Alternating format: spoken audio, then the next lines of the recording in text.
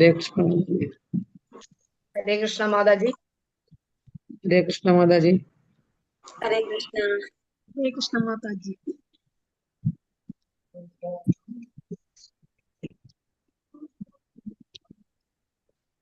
कृष्ण माता जी। हरे कृष्ण माता जी। हरे कृष्ण हरे कृष्ण माता जी। कृष्णा। ओम नमो भगवते वासुदेवाय। ओम नमो भगवते वासुदेवाय। ओम नमो भगवते वासुदेवाय। ओम अज्ञानतिमिरस्य ज्ञानाञ्जनाशलाकया चक्षुरुन्मीलितं येन तस्मै श्रीगुरवे नमः। नमो विष्णुपादाय कृष्णप्रेष्ठाय भूतले श्रीमते भक्तिवेदान्त स्वामिनिति नामिने। नमस्ते कृष्ण माता जी। गौरवाणी प्रचारिणे निर्विशेष शून्यवादी पाश्चात्य देशधारिणे। जय श्री हरे कृष्ण कृष्ण माता जी। चैतन्य प्रभु नित्यानंद श्री अद्वैत गदाधर श्रीवासादि गौर भक्त वृंद। हरे कृष्ण कृष्ण कृष्ण हरे हरे, हरे राम राम राम हरे हरे. ഹരേ കൃഷ്ണ. ശ്രീ രാധാ ഗോവിന്ദ് ടെമ്പിൾ ഇസ്കോൺ മാംഗ്ലൂരിന്റെ 18 ദിവസത്തെ ഭഗവത്ഗീത ക്ലാസ്സിലേക്ക് എല്ലാവർക്കും സ്വാഗതം. ഹരേ കൃഷ്ണ. എല്ലാവർക്കും പ്രണാമം. ഇന്ന് നമ്മൾ അധ്യായം 8 പരമ മാതാജി. ഹരേ കൃഷ്ണ. എല്ലാവർക്കും പ്രണാമം. ഹരേ കൃഷ്ണ. അപ്പൊ ഇന്ന് നമ്മൾ എന്താണ് അധ്യായം 8, 8ാമത്തെ അധ്യായമാണ്. പരമപദ പ്രാപ്തിയാണ് നമ്മുടെ അധ്യായത്തിന്റെ പേര്.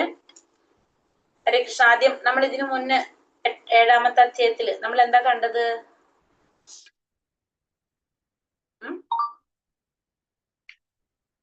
7ാമത്തെ അധ്യായത്തിൽ വേഗം വേഗം വേഗം സമയം എന്താ പഠിച്ചത് ഇന്നലെ? ആലോചിക്ക്. ജ്ഞാനവിജ്ഞാന യോഗ അല്ലെ? അധ്യായം 7 ജ്ഞാനവിജ്ഞാന യോഗ ആയിരുന്നു. അതില് എന്താ ചോദിക്കുന്നത് അർജുനൻ? എന്താ പറയുന്നത്? എന്ന വാക്കിന്റെ അർത്ഥം പിന്നെ 3 വിഷ്ണു രൂപങ്ങൾ എന്തെല്ലാമാണ്? ഭിന്നമായ ഭൗതിക പ്രകൃതിയിലെ എന്തെല്ലാം അടങ്ങുന്നു? അതായത് ഭഗവാന്റെ പ്രകൃതിയെ കുറിച്ച് ശക്തി അതാണ്. 8 ഘടകങ്ങൾ പറഞ്ഞു. ഭൂമി, ജലം, അഗ്നി, വായു, ആകാശം, മനസ്സ്, ബുദ്ധി, മിഥ്യാഹങ്കാരം കൂടിയതാണ്. ഭഗവാന്റെ ഭൗതിക പ്രകൃതി അത് അധമ ശക്തിയാണെന്ന് പറഞ്ഞു. ശ്രേഷ്ഠ ശക്തി ആരാണ്? ജീവഗണങ്ങളാണ് ശ്രേഷ്ഠ ശക്തി. അത് കഴിഞ്ഞിട്ട് പിന്നെ ഭഗവാനെ ഭജിക്കുന്ന 4 കൂട്ടർ ആരാണെന്ന് ചോദിച്ചു. സുകൃതികളെയും ദുഷ്കൃതികളെയും കുറിച്ച് പറഞ്ഞു അല്ലെ? ഭഗവാനെ ഭജിക്കുന്ന 4 കൂട്ടർ ആരൊക്കെയാണെന്ന് കണ്ടു. ദുഷ്കൃതികൾ ആരൊക്കെ? മൂഢന്മാര്,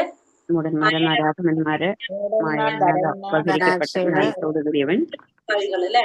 പിന്നെ 4 കൂട്ടര് സുഹൃത്തുക്കൾ ആരൊക്കെയാണ്? 4 കൂട്ടര്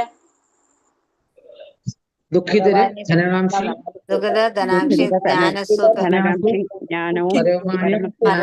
സത്യത്തെ അന്വേഷിക്കുന്ന ജ്ഞാനി അല്ലെ? ഈ 4 കൂട്ടരെ കുറിച്ച് സുഹൃത്തുക്കളെ കുറിച്ചും കണ്ടു. നമ്മൾ ഇതിൽ ഏത് വിഭാഗത്തിൽ വരും?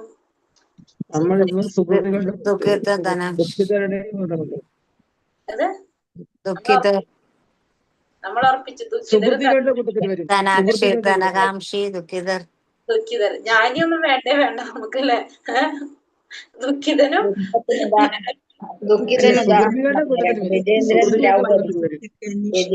ഭഗവാനെ അറിയാൻ വേണ്ടിട്ടാണല്ലോ നമ്മൾ ഇരിക്കുന്നത്. നമ്മള് ദുഃഖം വരുമ്പോ ഭഗവാനെ വിളിക്കാൻ പോകുന്നവരാണ്. അല്ല ഭഗവാന്റെ ധാമത്തിൽ എത്തിച്ചേരാൻ വേണ്ടിട്ടാണ്. അതാണല്ലേ? അപ്പൊ ഇപ്പൊ പക്ഷെ പെട്ടെന്ന് നമ്മൾ അതിലേക്ക് മാറില്ല. ആദ്യം നമ്മൾ എന്ത് ചെയ്യും? നാമം ജപിച്ച് മാറണം. നാമം ജപിച്ച് മാറും. അത് ഓരോ ലെവലെത്തുമ്പോ മാറി മാറി പറഞ്ഞുകൊണ്ടിരിക്കും നമ്മള്. ആദ്യം പറയും നാമം ജപിക്കാനായിട്ട്, പിന്നെ നമ്മളിങ്ങനെ ഓരോരോ സ്റ്റെപ്പായിട്ട് പറഞ്ഞുകൊണ്ടിരിക്കും. നാമം ജപിക്കാൻ 9 തരം ഭക്തിയുണ്ട്. നാമം ജപിച്ചാൽ മതി. നാമജപം എല്ലാത്തിനും ഏറ്റവും ബെസ്റ്റ് മരുന്ന്. എല്ലാത്തിനും പറ്റിയൊരു മരുന്നാണ് നാമജപം. ഏറ്റവും ബെസ്റ്റ്. അതെല്ലാത്തിനും നമ്മ പറയില്ലേ, ചില ഡോക്ടേഴ്സ് എന്ത് അസുഖം വന്നാലും പാരസിറ്റമോൾ തരും അല്ലെ? കാരണം കുറെ അസുഖങ്ങൾക്ക് പാരസിറ്റമോൾ നല്ലതാന്ന് പറഞ്ഞിട്ട്. അതേപോലെ തന്നെയാണ് നാമജപം.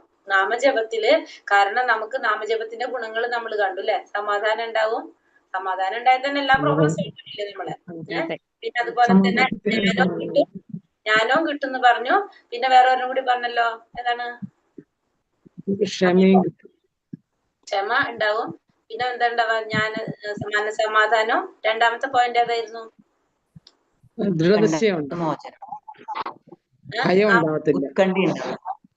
ഭയം ഉണ്ടാവില്ല. അല്ലാതെ ഒരു പോയിന്റ് അതിൽ ഉണ്ടായിരുന്നു. അതെന്താണെന്ന് ഞാൻ പെട്ടെന്ന് മറന്നു. നാമജപത്തിന്റെ ഗുണങ്ങളില് ജ്ഞാനോദയുണ്ട്, സമാധാനം ഉണ്ടാകും, ക്ഷമയുണ്ടാവും, ക്ഷമയുണ്ടാകും, ദൃഢനിശ്ചയം, ഒരു ദൃഢനിശ്ചയം, ആത്മനിയന്ത്രണം ഉണ്ടാവും, ദൃഢനിശ്ചയം കിട്ടും, ഭയം ഉണ്ടാവില്ല. അപ്പൊ നാമജപത്തിന്റെ നാമം ജപിക്കാനായിട്ട് എന്തായാലും ചെയ്യണം. ഒരു മാല ജപിച്ചോണ്ട് പറഞ്ഞതൊന്നും കിട്ടില്ല കേട്ടാ. ഇല്ല അല്ല, കുറേശ്ശെ അല്ല, ഞാൻ പറയാണ് പൊതുവെ നമ്മൾ നാമം സമയത്ത് പോലും ഭഗവാനെ സ്മരിക്കാൻ കഴിയും, ഭഗവാനെ അറിയാം ല്ലേ. അപ്പൊ അതൊക്കെ നമുക്ക് മനസ്സിലായി. അപ്പൊ നാമജപം നമ്മൾ എന്തായാലും സീരിയസ് ആയിട്ട് കൊണ്ടുപോകാനായിട്ട് നോക്കാം. അപ്പൊ എല്ലാത്തിനുള്ള മരുന്നാണ് നാമജപം. അപ്പൊ നമ്മൾ ഓരോരോ കാര്യങ്ങള് നാമം ജപിച്ചുകൊണ്ടിരിക്കുമ്പോ തന്നെ നമുക്ക് മാറ്റിയെടുക്കാനായിട്ട് സാധിക്കും. അടജി പറഞ്ഞത് ശരിയാണ്. നാമജപമാണ് ഏറ്റവും ബേസിക് ആയിട്ട് നമ്മൾ ചെയ്യേണ്ടത്. നാമജപത്തിലൂടെ തന്നെ നമുക്ക്, കാരണം കലിയുഗത്തിൽ നമ്മളോട് പറഞ്ഞിരിക്കുന്നത് അതാണ്. നമുക്ക് ഭഗവാൻ പറയണ കേട്ടാ പോരെ, ബാക്കിയൊന്നും നമ്മൾ നോക്കണ്ടല്ലോ. ഭഗവാൻ എന്ത് പറയണോ അതനുസരിച്ച് ഇത്ര ഉള്ള നമുക്ക് ചെയ്യാനായിട്ടില്ല. അപ്പൊ നാമം ജപിക്കാം. പിന്നെ അതിസുകൃതികളെയും ദുഷ്കൃതികളെയും കുറിച്ച് പറഞ്ഞു. അത് കഴിഞ്ഞിട്ട് ഭഗവാൻ എങ്ങനെയാണ് ധ്യാനിക്കേണ്ടതെന്നുള്ളത് ഭഗവാൻ 30-ാമത്തെ ശ്ലോകത്തിൽ എന്ത് പറഞ്ഞു കൊടുത്തിട്ടുണ്ടായിരുന്നു അർജുനന്? എങ്ങനെ ഭഗവാനെ സ്മരിക്കണം എന്ന് പറഞ്ഞു അല്ലെ? മരണസമയത്ത് പോലും ഭഗവാനെ സ്മരിക്കാനായിട്ട് സാധിക്കും പറഞ്ഞു. ഭഗവാൻ അറിയണം, എപ്പോഴും ഭഗവാനെ കുറിച്ചുള്ള ബോധം പുലർത്തണം. ഭൗതിക പ്രപഞ്ചത്തിന്റെ ദേവന്മാരുടെ എല്ലാം നാഥനാണ് ഭഗവാൻ, എല്ലാത്തിന്റെ നിയന്താവാണ് ഭഗവാൻ എന്ന് മനസ്സിലാക്കുന്നവർക്ക് മരണസമയത്ത് പോലും ഭഗവാനെ സ്മരിക്കാനായിട്ട് സാധിക്കുന്നു പറഞ്ഞിട്ടാണ് 7-ാമത്തെ അധ്യായം അവസാനിപ്പിച്ചത് അല്ലെ? അങ്ങനെയല്ലേ? 9 തരം ഭക്തിയെ പറ്റി പറഞ്ഞു. എന്ത് 9 തരം ഭക്തിയെ പറ്റി പറഞ്ഞിട്ടുണ്ടായിരുന്നു. ഭക്തി, 9 തരം ഭക്തി, അതിനെ കുറിച്ചും പറഞ്ഞില്ല. അപ്പൊ അങ്ങനെ പറഞ്ഞ് 7-ാമത്തെ അധ്യായം അവസാനിപ്പിക്കാം. പിന്നെ 8-ാമത്തെ അധ്യായത്തിൽ കടക്കുമ്പോ അർജുനൻ ആ പറഞ്ഞ കാര്യങ്ങളിൽ കുറച്ച് സംശയങ്ങൾ കൂടി ചോദിക്കുകയാണ് ഭഗവാന്റെ അടുത്ത്. അങ്ങനെയാണ് 8-ാമത്തെ അധ്യായം അർജുനൻ ചോദിക്കുന്നതായിട്ടാണ് തുടങ്ങുന്നത്. അപ്പൊ 7-ാമത്തെ അധ്യായം എല്ലാവർക്കും മനസ്സിലായോ? അത്യാവശ്യം മനസ്സിലായി. ഓക്കെ, ഹരേ കൃഷ്ണ. ഇനി നമുക്ക് 8-ാമത്തെ അധ്യായത്തിലേക്ക് കടക്കാം. പരമപദ പ്രാപ്തി, അധ്യായം 8. അചഞ്ചലമായ ഭക്തിയോടെ എന്നെ ഭജിക്കുന്നവൻ ത്രിഗുണങ്ങളെ മറികടന്ന് ബ്രഹ്മഭാവത്തെ പ്രാപിക്കുവാൻ യോഗ്യനാകുന്നു. ആരാണോ ചഞ്ചലമില്ലാത്ത ഒരു ഭക്തിയോടെ ഭഗവാനെ ഭജിക്കുന്നത് അവർക്ക് ത്രിഗുണങ്ങളെ മറികടന്ന് ബ്രഹ്മഭാവത്തെ പ്രാപിക്കാനായിട്ടുള്ള യോഗ്യത കിട്ടുന്നതാണ് ഇതിൽ പറയുന്നത്, ഇതില് പറഞ്ഞിരിക്കുന്നത് അല്ലെ. ഇപ്പൊ അധ്യായത്തിലേക്ക് കടക്കാം. അർജുന ഉവാച ഓം നമോ ഭഗവതേ വാസുദേവായ.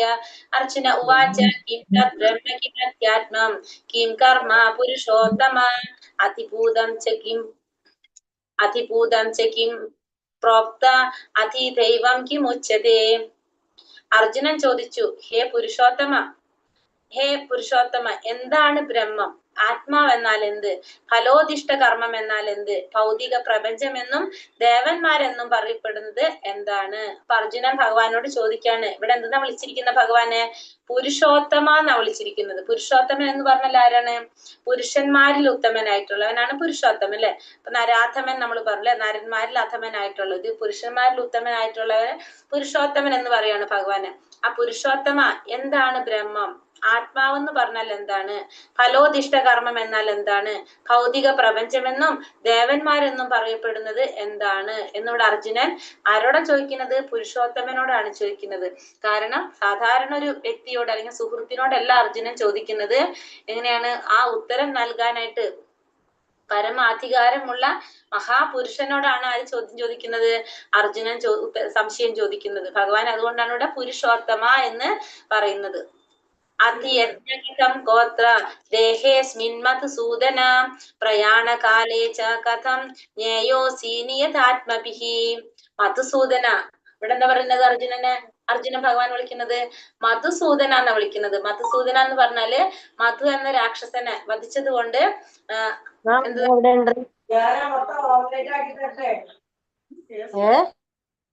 ഹരേ കൃഷ്ണ. ഇവിടെ എന്താ പറയുന്നത്? മധുസൂദന എന്ന് പറഞ്ഞാല് മധു എന്ന രാക്ഷസനെ വധിച്ചത് കൊണ്ട് ഇവിടെ മധുസൂദന എന്ന സംബോധന ചെയ്യാണ്. എന്തുകൊണ്ടാണ് മധുസൂദന എന്ന് വിളിക്കുന്നത് വെച്ചാല് ഇവിടെ എന്താണ് അർജുനൻ ചോദിക്കുന്നത്? ആരാണ് യജ്ഞദേവത? ഈ ശരീരത്തിൽ അദ്ദേഹം എങ്ങനെ കുടികൊള്ളുന്നു? ഭക്തിയുടെ സേവന നിരതരായവർക്ക് മരണവേളയിൽ അങ്ങയെ എങ്ങനെ അറിയാൻ കഴിയും എന്നാണ് ഇവിടെ അർജുനൻ ഭഗവാനോട് ചോദിക്കുന്നത്. അപ്പൊ മധുസൂദന എന്ന് പറഞ്ഞാൽ മധു എന്ന രാക്ഷസനെ വധിക്കുകയാണ്. അപ്പൊ അർജുനന്റെ സംശയങ്ങൾ എപ്പോഴും എങ്ങനെയാണ്? ഒരു രാക്ഷസനെ പോലെയാണ്. ആ സംശയങ്ങളെ ഇല്ലാതാക്കണമെങ്കിൽ എങ്ങനെയാ എപ്രകാരമാണോ ഭഗവാൻ രാക്ഷസന്മാരെ വധിക്കുന്നത്, അതുപോലെ തന്റെ ഉള്ളിലെ സംശയങ്ങളെ ഇല്ലാതാക്കി തരാൻ, നശിപ്പിച്ചു തരാനായിട്ട്, അതുകൊണ്ട് അങ്ങനെ പറഞ്ഞ് ചിന്തിച്ചിട്ടാണ് ഭഗവാൻ ഇവിടെ എന്ത് വിളിക്കുന്നത്? ഭഗവാനെ മധുസൂദന എന്ന് അർജുനൻ സംബോധന ചെയ്യുന്നത്. അപ്പൊ ഭഗവാൻ എന്താ പറയുന്നത്? അക്ഷരം ബ്രഹ്മ പരമം സ്വഭാവോധ്യാത്മമുച്യത്തെ ഭൂതഭാവോദ്ഭവകരോ വിസർഗ കർമ്മ സംചിതഃ. ശ്രീ ഭഗവാൻ പറഞ്ഞു, അവിനാശിയും അതീന്ദ്രിയനുമായ ആത്മാവത്രേ ബ്രഹ്മം. ആ ബ്രഹ്മത്തിന്റെ ശാശ്വത പ്രകൃതി അധ്യാത്മം എന്ന് പറയപ്പെടുന്നു. ജീവാത്മാക്കളുടെ ഭൗതിക ശരീരത്തിന്റെ വികാസത്തിന് വേണ്ടുന്ന പ്രവർത്തനങ്ങളാണ് കാമ്യകർമ്മങ്ങൾ. ഇവിടെ എന്താ പറയണത്? ഭഗവാൻ പറയാണ് അവിനാശിയും അതീന്ദ്രിയനുമായ ആത്മാവിനെയാണ് ബ്രഹ്മം എന്ന് പറയുന്നത്. അപ്പൊ ബ്രഹ്മം എന്ന് പറഞ്ഞാൽ എന്താണ്? അവിനാശിയും ഒരിക്കലും നശിക്കാത്ത അതീന്ദ്രിയനായിട്ടുള്ള ആത്മാവാണ് എന്ത്? ബ്രഹ്മം. അപ്പൊ ബ്രഹ്മം എന്ന് പറയുന്നത് ഒരിക്കലും നശിക്കാത്ത അതീന്ദ്രിയനായിട്ടുള്ള ആത്മാവിനെയാണ് എന്ത് പറയുന്നത്? ബ്രഹ്മം എന്ന് പറയുന്നത്. അപ്പൊ ബ്രഹ്മം എന്ന് പറഞ്ഞാല് ആത്മാവിന് പറയുന്ന പേരാണെന്ത്? ബ്രഹ്മം എന്ന് അർജുനനോട് ഇവിടെ ഭഗവാൻ പറഞ്ഞു കൊടുക്കാണ്. ഇനിയോ ആ ബ്രഹ്മത്തിന്റെ ശാശ്വത പ്രകൃതി എന്തെന്ന് പറയും? അധ്യാത്മം എന്ന് പറയും. ആ ബ്രഹ്മത്തിന്റെ ശാശ്വത പ്രകൃതിയെ അധ്യാത്മം എന്ന് പറയും. ജീവാത്മാക്കളുടെ ഭൗതിക ശരീരത്തിന്റെ വികാസത്തിന് വേണ്ടുന്ന പ്രവർത്തനങ്ങള് കാമ്യകർമ്മങ്ങൾ എന്ന് പറയും. അപ്പൊ ഒരു ജീവാത്മാവ് ആ ശരീരം നിലനിർത്താൻ വേണ്ടിയിട്ട് അല്ലെങ്കിൽ ആ ശരീരത്തിന്റെ വികസനത്തിന് വേണ്ടി ചെയ്യുന്ന പ്രവർത്തികളെ നമുക്ക് എന്ത് പറയാം? കാമ്യകർമ്മങ്ങൾ എന്ന് പറയാനായിട്ട് സാധിക്കും. അപ്പൊ ഇവിടെ 3 കാര്യങ്ങൾ ഇതിൽ പറഞ്ഞു. എന്തൊക്കെയാ പറഞ്ഞത്? ഒന്ന്, ബ്രഹ്മം എന്താണെന്ന് അല്ലെ? അവിനാശിയും അതീന്ദ്രിയനുമായ ആത്മാവിനെ ബ്രഹ്മം എന്ന് പറയും. ബ്രഹ്മത്തിന്റെ ശാശ്വത പ്രകൃതി അധ്യാത്മം എന്ന് പറയും. അതായത് ആ ബ്രഹ്മത്തിന്റെ ജീവാത്മാവിന്റെ സ്വഭാവത്തിനെയാണ് ഇവിടെ എന്തെന്ന് പറയുന്നത്? അധ്യാത്മം എന്ന് പറയുന്നത്. ജീവാത്മാക്കള് ഭൗതിക ശരീരത്തിന്റെ വികാസത്തിന് അല്ലെങ്കിൽ ആ ഭൗതിക ശരീരം നിലനിർത്താൻ വേണ്ടി ചെയ്യുന്ന പ്രവർത്തനങ്ങളെ കാമ്യകർമ്മങ്ങൾ എന്ന് പറയും. അപ്പൊ 3 കാര്യങ്ങൾ പറഞ്ഞു. അവിനാശിയും അതീന്ദ്രിയനുമായ ആത്മാവാണ് ബ്രഹ്മം. ബ്രഹ്മത്തിന്റെ സ്വഭാവത്തെ അധ്യാത്മം എന്ന് പറയും. ആ ജീവാത്മാക്കൾ ഭൗതിക ശരീരത്തിന്റെ വികസനത്തിന് വേണ്ടി ചെയ്യുന്ന പ്രവർത്തനങ്ങള് കാമ്യകർമ്മങ്ങൾ എന്ന് പറയും. അപ്പൊ ജീവാത്മാക്കളുടെ ഭൗതിക ശരീരത്തിന്റെ വികാസത്തിന് വേണ്ടി ചെയ്യുന്ന പ്രവർത്തനങ്ങളെയാണ് എന്തെന്ന് പറയുന്നത്? കാമ്യകർമ്മങ്ങൾ എന്ന് പറയുന്നത്. ക്ലിയർ ആയോ എല്ലാവർക്കും? സംശയമുണ്ടോ ഇവിടെ? ഹരേ ഇല്ല. ഓക്കെ. ഇനി അടുത്ത് എന്താ പറയണത്? അതിഭൂതം ക്ഷരോ ഭാവ പുരുഷാധി ദൈവതം അതിയജ്ഞോഹമേവാത്ര ദേഹേ ദേഹാഭൃതം വര. ഹേ ശരീരം കൈക്കൊണ്ടവരിൽ ശ്രേഷ്ഠനായവനെ, എപ്പോഴും മാറിക്കൊണ്ടിരിക്കുന്ന ഭൗതിക പ്രകൃതിയാണ് അതിഭൂതം എന്ന് പറയുന്നത്. അപ്പൊ അതിഭൂതം എന്ന് പറയുന്നത് എന്താണ്? എപ്പോഴും മാറിക്കൊണ്ടിരിക്കുന്ന ഭൗതിക പ്രകൃതിയെ, എപ്പോഴും മാറിക്കൊണ്ടിരിക്കുന്ന ഈ ഭൗതിക പ്രകൃതിയെ, അതായത് ഈ ഭൗതിക പ്രപഞ്ചത്തെയാണ് നമ്മൾ എന്ത് പറയുന്നത്? അതിഭൂതം എന്ന് പറയുന്നത്. പ്രത്യക്ഷ പ്രപഞ്ചത്തെയാണ് അതിഭൂതം എന്ന് പറയുന്നത്. സൂര്യനെയും ചന്ദ്രനെയും ദേവന്മാരെയും എല്ലാം ഉൾക്കൊള്ളുന്ന ഭഗവാന്റെ വിശ്വരൂപം അതിദൈവം എന്ന് പറയുന്നു. അപ്പൊ ഭഗവാന്റെ വിശ്വരൂപത്തെ അല്ലെങ്കിൽ വിരാട് രൂപത്തെയാണ് എന്തെന്ന് പറയുന്നത്? അതിദൈവം എന്ന് പറയുന്നത്. സകല ശരീരങ്ങളുടെയും ഹൃദയത്തിൽ വാണരുളുന്ന പരമാത്മാവായ ഞാൻ, അതായത് ഭഗവാൻ അതിയജ്ഞൻ എന്നറിയപ്പെടുന്നു. അപ്പൊ എല്ലാവരുടെ ഉള്ളിലും ഇരിക്കുന്ന ശംഖുചക്ര ഗദാപത്മത്തോട് കൂടിയ ആ പരമാത്മാവായ ഭഗവാനാണ് അതിയജ്ഞൻ എന്നറിയപ്പെടുന്നത്. അപ്പൊ ഇവിടെ പറയാണ് ഭൗതിക പ്രപഞ്ചത്തെ ഭൗതിക പ്രപഞ്ചത്തെ മാറിക്കൊണ്ടിരിക്കുന്ന ഭൗതിക പ്രപഞ്ചത്തെ അല്ലെങ്കിൽ ഭൗതിക പ്രകൃതിയാണ് അതിഭൂതം എന്ന് പറയുന്നത്. സൂര്യനും ചന്ദ്രനും ദേവന്മാരും എല്ലാം ഉൾക്കൊള്ളുന്ന ഭഗവാന്റെ വിശ്വരൂപം അതിദൈവം എന്ന് പറയും. എല്ലാ ശരീരങ്ങളിലും കുടികൊള്ളുന്ന പരമാത്മാവായിട്ടുള്ള ഭഗവാനെ അതിയജ്ഞൻ എന്നും പറയും. 3 കാര്യങ്ങൾ ഇവിടെയും പറഞ്ഞത് മനസ്സിലായിപ്പോ? മനസ്സിലായി. അതിഭൂതം, അതിദൈവം, അതിയജ്ഞം. അപ്പൊ മാറിക്കൊണ്ടിരിക്കുന്ന പ്രകൃതിയാണ് അതിഭൂതം. ഭഗവാന്റെ വിരാട് രൂപം അല്ലെങ്കിൽ വിശ്വരൂപമാണ് അതിദൈവം. ഭഗവാന്റെ പരമാത്മാ രൂപത്തിൽ എല്ലാവരുടെ ഉള്ളിലിരിക്കുന്ന ആ പരമാത്മാവായിരിക്കുന്ന ഭഗവാനാണ് അതിയജ്ഞൻ എന്ന് പറയുന്നത്. അന്ധകാലേഷ മാമേവ സ്മരൻ മുക്ത്വാ കളേവരം യപ്രയാതി സമദ്ഭാവം യാതി നാസ്ത്യത്ര സംശയഃ. മരണസമയത്ത് എന്നെ തന്നെ സ്മരിച്ചുകൊണ്ട് ശരീരം ത്യജിക്കുന്നവൻ എന്റെ ഭാവത്തെ ഉടൻ തന്നെ പ്രാപിക്കുമെന്നതിന് സംശയമില്ല. അപ്പൊ മരണസമയത്ത് എന്നെ തന്നെ സ്മരിച്ചുകൊണ്ട് ശരീരം ത്യജിക്കുന്നവൻ എന്റെ ഭാവത്തെ ഉടൻ തന്നെ പ്രാപിക്കുമെന്നതിന് സംശയം. അപ്പൊ മരണസമയത്ത് ഭഗവാനെ തന്നെ സ്മരിച്ചുകൊണ്ട് ശരീരം ത്യജിക്കുന്നവൻ ആരാണോ ആ വ്യക്തിക്ക് ഉടനെ തന്നെ ആരെ പ്രാപിക്കാൻ സാധിക്കും? ഭഗവാനെ പ്രാപിക്കാൻ സാധിക്കും. മരണസമയത്ത് നമ്മൾ എന്താണ് ചിന്തിക്കുന്നത് നമുക്ക് അതായി തീരാനായിട്ട് സാധിക്കുകയാണ് ചെയ്യുന്നത്. അപ്പൊ ഭഗവാനെ പറ്റി ചിന്തിച്ചുകൊണ്ടാണ് ശരീരം വെടിയുന്നതെങ്കിൽ നമുക്ക് എന്താണ് ഭഗവാനെ പ്രാപിക്കാനായിട്ട് നമുക്ക് സാധിക്കും. മരണസമയത്തുള്ള നമ്മുടെ ചിന്ത വളരെ പ്രധാനപ്പെട്ടെന്ന് പറയാണ്. കൃഷ്ണാവബോധത്തോടെ ദേഹത്യാഗം ചെയ്യുന്നവൻ ഉടനെ ഭഗവാന്റെ അതീന്ദ്രിയ ഭാവം കൈക്കൊള്ളുന്നു. കൃഷ്ണാവബോധത്തോടെ ദേഹത്യാഗം ചെയ്തു കഴിഞ്ഞാൽ ഉടനെ തന്നെ ഭഗവാന്റെ ആ ഒരു അതീന്ദ്രിയമായ ഭാവം കൈക്കൊള്ളുന്നു. പരമപാവനനാണ് ഭഗവാൻ. തന്മൂലം നിരന്തരം കൃഷ്ണാവബോധത്തോടെ ഇരിക്കുന്നവരും പരമപാവനരത്രേ. സ്മരണ എന്ന വാക്ക് സുപ്രധാനമാണ് ഇവിടെ. അപ്പൊ പരമപാവനനാണ് ഭഗവാൻ, പരമപാവനനാണ്.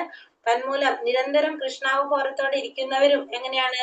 പരമപാവനരാണ്. സ്മരണ എന്ന വാക്ക് ഇവിടെ സുപ്രധാനമാണ് എന്ന് പറയുന്നത്. അപ്പൊ ഭഗവാൻ പരമപാവനനാണ്. കൃഷ്ണാവബോധത്തോടെ ഇരിക്കുന്നവരും എങ്ങനെയാണ്? പരമപാവനരാണ്. ഇവിടെ സ്മരണ എന്ന് പറഞ്ഞ വാക്കിവിടെ വളരെ പ്രാധാന്യം പറയാണല്ലേ. കാരണം ഭഗവാനെ കുറിച്ച് എപ്പോഴും എന്ത് ചെയ്യണം? ഭഗവാനെ കുറിച്ച് സ്മരിച്ചുകൊണ്ടിരിക്കണം. ഇതാണ് പറയുന്നത്. ഭക്തിപൂർവമായ സേവനത്തിലൂടെ കൃഷ്ണാവബോധം പുലർത്തിപ്പോരാത്ത ഒരു ജീവന് പവിത്രത ഇല്ലാത്തത് കൊണ്ട് കൃഷ്ണസ്മരണ സാധ്യമാവില്ല. അപ്പൊ എപ്രകാരം ഒരു വ്യക്തി ഭക്തിയുടെ സേവനം ചെയ്യുന്നില്ലെങ്കിൽ കൃഷ്ണാവബോധം എങ്ങനെയാണ് പറഞ്ഞത്? അങ്ങനെ കൃഷ്ണാവബോധം പുലർത്തിപ്പോരാത്ത ഒരു വ്യക്തിയാണ് ഭക്തിപൂർവമായിട്ടുള്ള സേവനങ്ങളിൽ ഏർപ്പെട്ടിരിക്കില്ലെങ്കിൽ പവിത്രത ഇല്ലാത്തത് കൊണ്ട് തന്നെ കൃഷ്ണന്റെ സ്മരണ സാധ്യമാവില്ല. ഭഗവത് സ്മരണ ഒരിക്കലും സാധ്യമാവില്ല എന്ന് പറയാനുണ്ട്. അപ്പൊ പവിത്രത ഇല്ലാത്തത് കൊണ്ട് ഭഗവാന്റെ സേവനം കൃഷ്ണന്റെ സ്മരണ സാധ്യമല്ല.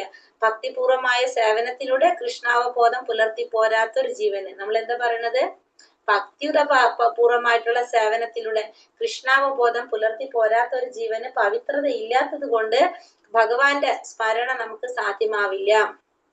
അതുകൊണ്ട് ഒരാൾ ജീവിതത്തിന്റെ ആരംഭഘട്ടം മുതലേ കൃഷ്ണാവബോധം പരിശീലിക്കണം. നിര്യാണ വേളയിൽ വിജയം വരിക്കണമെങ്കിൽ കൃഷ്ണസ്മരണ അത്യന്താപേക്ഷിതമാണ് താനും. അതുകൊണ്ട് സദാ മഹാമന്ത്രം ഉരുവിട്ടുകൊണ്ടേയിരിക്കുക. ഹരേ കൃഷ്ണ കൃഷ്ണ കൃഷ്ണ ഹരേ ഹരേ, ഹരേ രാമ രാമ രാമ ഹരേ ഹരേ. അപ്പൊ അതുകൊണ്ട് നമ്മൾ എന്ത് ചെയ്യണം? ജീവിതത്തിന്റെ ആരംഭഘട്ടം മുതൽക്ക് നമ്മൾ എന്ത് ചെയ്തിരിക്കണം? ഭഗവാന്റെ നാമം ജപിക്കാനായിട്ട് ശീലിക്കണം. കൃഷ്ണബോധം പരിശീലിക്കണം. നിര്യാണ വേളയിൽ നമുക്ക് മരണസമയത്ത് നമുക്ക് വിജയിക്കണമെങ്കിൽ എന്ത് വേണം? നമ്മൾ ആ സമയത്ത് മാത്രം ചെയ്തുകൊണ്ടായില്ല അല്ലെ. നമ്മൾ നേരത്തെ തന്നെ ചെയ്യണം. അന്ത്യസമയത്ത് നമ്മൾ ചെയ്യാതെ എന്താണ് പറഞ്ഞ? കൃഷ്ണന്റെ സ്മരണ അത്യന്താപേക്ഷിതമാണ് നമുക്ക് മരണസമയത്ത്. ആ വിജയം കൈവരിക്കണമെങ്കിൽ നമ്മൾ എന്ത് ചെയ്യാ? ഭഗവാന്റെ നാമം ജപിക്കണം. അതുകൊണ്ട് നമ്മൾ സദാ മഹാമന്ത്രം ഉരുവിട്ടുകൊണ്ടേയിരിക്കണം അല്ലെ. നമ്മള് ഇപ്പൊ നമ്മൾ ചെയ്യുന്നതും ഇപ്പൊ ഇപ്പൊ ചെയ്യണം, അപ്പൊ ചെയ്താൽ പോരെ നമുക്ക്? ഹരേ കൃഷ്ണ. അപ്പൊ നമുക്ക് മനസ്സിലായി അന്ത്യസമയത്ത് നമ്മള് നിര്യാണ വേളയിൽ വിജയം വരിക്കണമെങ്കിൽ ആ സമയത്ത് കൃഷ്ണസ്മരണ അത്യന്താപേക്ഷിതമാണെന്ന്. അപ്പൊ നമ്മൾ എന്തിനാ ഇപ്പൊ ചെയ്യണത്? അപ്പൊ ചെയ്താൽ പോരെ നമുക്ക്? അനുഭവിക്കാൻ സാധിക്കും. എന്ത്? എപ്പോഴും സ്മരിച്ചാലേ ആ സമയത്തും വരുള്ളൂ. ആ സമയത്തും സ്മരിക്കാൻ സാധിക്കുള്ളൂ. എപ്പോഴും സ്മരിച്ചാലാണ് ആ സമയം മരണസമയത്തും നമുക്ക് സാധിക്കുള്ളൂ. ഇപ്പൊ നമ്മൾ ചെയ്താൽ മാത്രമേ നമ്മളത് ശീലിക്കാണ്. ഇപ്പൊ നമ്മൾ ചെയ്ത് ശീലിച്ചാലാണ് ആ സമയത്ത് നമുക്ക് മരണസമയത്തും പറ്റുള്ളൂ.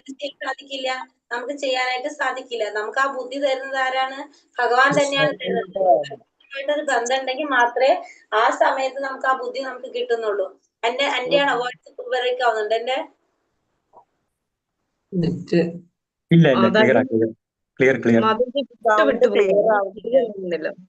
മാതാജി സൗണ്ട് വിട്ട് വരുന്നു. എന്റെ എല്ലാവർക്കും പ്രോബ്ലം ഉണ്ട്? എന്റെ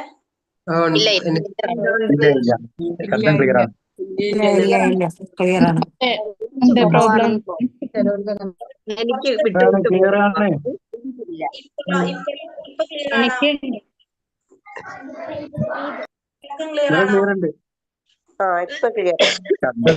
ശരി, ഞാൻ വീഡിയോ ഓഫ് ചെയ്തിട്ടുണ്ട്. അപ്പൊ ഇവിടെ എന്താണ്, അപ്പൊ നമ്മൾ എന്ത് ചെയ്തിരിക്കണം? ഭഗവാന്റെ നാമം നമ്മൾ ജപിച്ചുകൊണ്ടിരിക്കണം. ഹരേ കൃഷ്ണ മഹാമന്ത്രം നമ്മൾ ഉരുവിട്ടുകൊണ്ടിരുന്നാലാണ് നമുക്ക് എന്ത് സാധിക്കുന്നത്? ആ നിര്യാണ വേളയിലും നമുക്ക് വിജയം കൈവരിക്കാനായിട്ട് സാധിക്കുന്നത്. നമ്മൾ എങ്ങനെയായിരിക്കണം? വൃക്ഷത്തെ പോലെ സഹന ശക്തി ഉണ്ടാവണം. തരോരിവ സഹിഷ്ണുന എന്നാണ് ചൈതന്യ മഹാപ്രഭു ഉപദേശിക്കുന്നത്. നമ്മള് വൃക്ഷത്തെ പോലെ നമുക്ക് എന്തുണ്ടാവണം? സഹന ശക്തി ഉണ്ടാകണം. ഹരേ കൃഷ്ണ മന്ത്രം നാമം ജപിക്കുന്ന ഒരു വ്യക്തിക്ക് പല വിഘ്നങ്ങളും നേരിട്ടേക്കാം. എങ്കിലും എല്ലാം സഹിച്ചുകൊണ്ട് ഹരേ കൃഷ്ണ കൃഷ്ണ കൃഷ്ണ ഹരേ ഹരേ ഹരേ രാമ രാമ രാമ ഹരേ ഹരേ എന്ന നാമജപം തുടരുക തന്നെ വേണം. എന്നാൽ ജീവിതാന്ത്യത്തിൽ കൃഷ്ണാവബോധത്താലുള്ള പ്രയോജനം തികച്ചും അനുഭവപ്പെടും. ഇപ്പൊ എന്താ വേണ്ടത്? നമ്മള് ഭഗവാന്റെ നാമം ജപിക്കുമ്പോ നമുക്കറിയാലോ പല തരത്തിലുള്ള വിഘ്നങ്ങളും നമുക്ക് നേരിടും. നമ്മള് ഇത്രയും നാള് നമ്മൾ പറഞ്ഞു നാമം ജപിക്കുമ്പോ ചിലപ്പോ നമ്മൾ ഇതുവരെ ചിന്തിക്കാത്ത കാര്യങ്ങൾ പോലും നമുക്ക് ആ സമയത്ത് ഓർമ്മ വരും. പിന്നെ അതുപോലെ തന്നെ പലതരം വിഘ്നങ്ങളും നമുക്ക് ഉണ്ടാവുക. അപ്പൊ നമ്മൾ എന്ത് ചെയ്യണം എന്ന് പറയുന്നത്? അതിനെല്ലാം സഹിച്ചുകൊണ്ട് നമ്മൾ എന്ത് ചെയ്യാൻ ശ്രമിക്കണം? ഭഗവാന്റെ നാമം ജപിക്കാനായിട്ട് ശ്രമിച്ചുകൊണ്ടിരിക്കണം. അത് തുടർന്നുകൊണ്ടേ പോകണം. അപ്പോഴാണ് നമുക്ക് ജീവിതത്തിന്റെ അവസാനം അതിന്റെ പ്രയോജനപ്പെടുത്താനായിട്ട് നമുക്ക് സാധിക്കുന്നത്. ഭഗവാന്റെ നാമം ജപിക്കുമ്പോൾ നമുക്ക് പല രീതിയിലും ബുദ്ധിമുട്ടുകൾ നമുക്ക് ഉണ്ടാകാനായിട്ട് സാധ്യത. നമ്മുടെ ചുറ്റുപാടിൽ നിന്ന്, അല്ലെങ്കിൽ നമ്മുടെ കുടുംബങ്ങളിൽ നിന്ന്, അല്ലെങ്കിൽ നമുക്ക് പല രീതിയിൽ നമുക്ക് വിഘ്നങ്ങൾ സംഭവിക്കാം. പക്ഷെ നമ്മൾ എന്ത് ചെയ്യണം? അതിനൊക്കെ സഹിച്ച് ഭഗവാന്റെ നാമം നമ്മൾ ചൊല്ലിക്കൊണ്ടിരിക്കും, ജപിച്ചുകൊണ്ടിരിക്കണം. അങ്ങനെ നാമജപം തുടർന്നുകൊണ്ടേ ഇരുന്ന് കഴിഞ്ഞാൽ ജീവിതത്തിന്റെ അന്ത്യത്തില് കൃഷ്ണാവബോധത്താലുള്ള പ്രയോജനം നമുക്ക് അനുഭവപ്പെടുത്താനായിട്ട് സാധിക്കുന്നതാണ് പറയുന്നത്. യം യം വാപി സ്മരൻ ഭാവം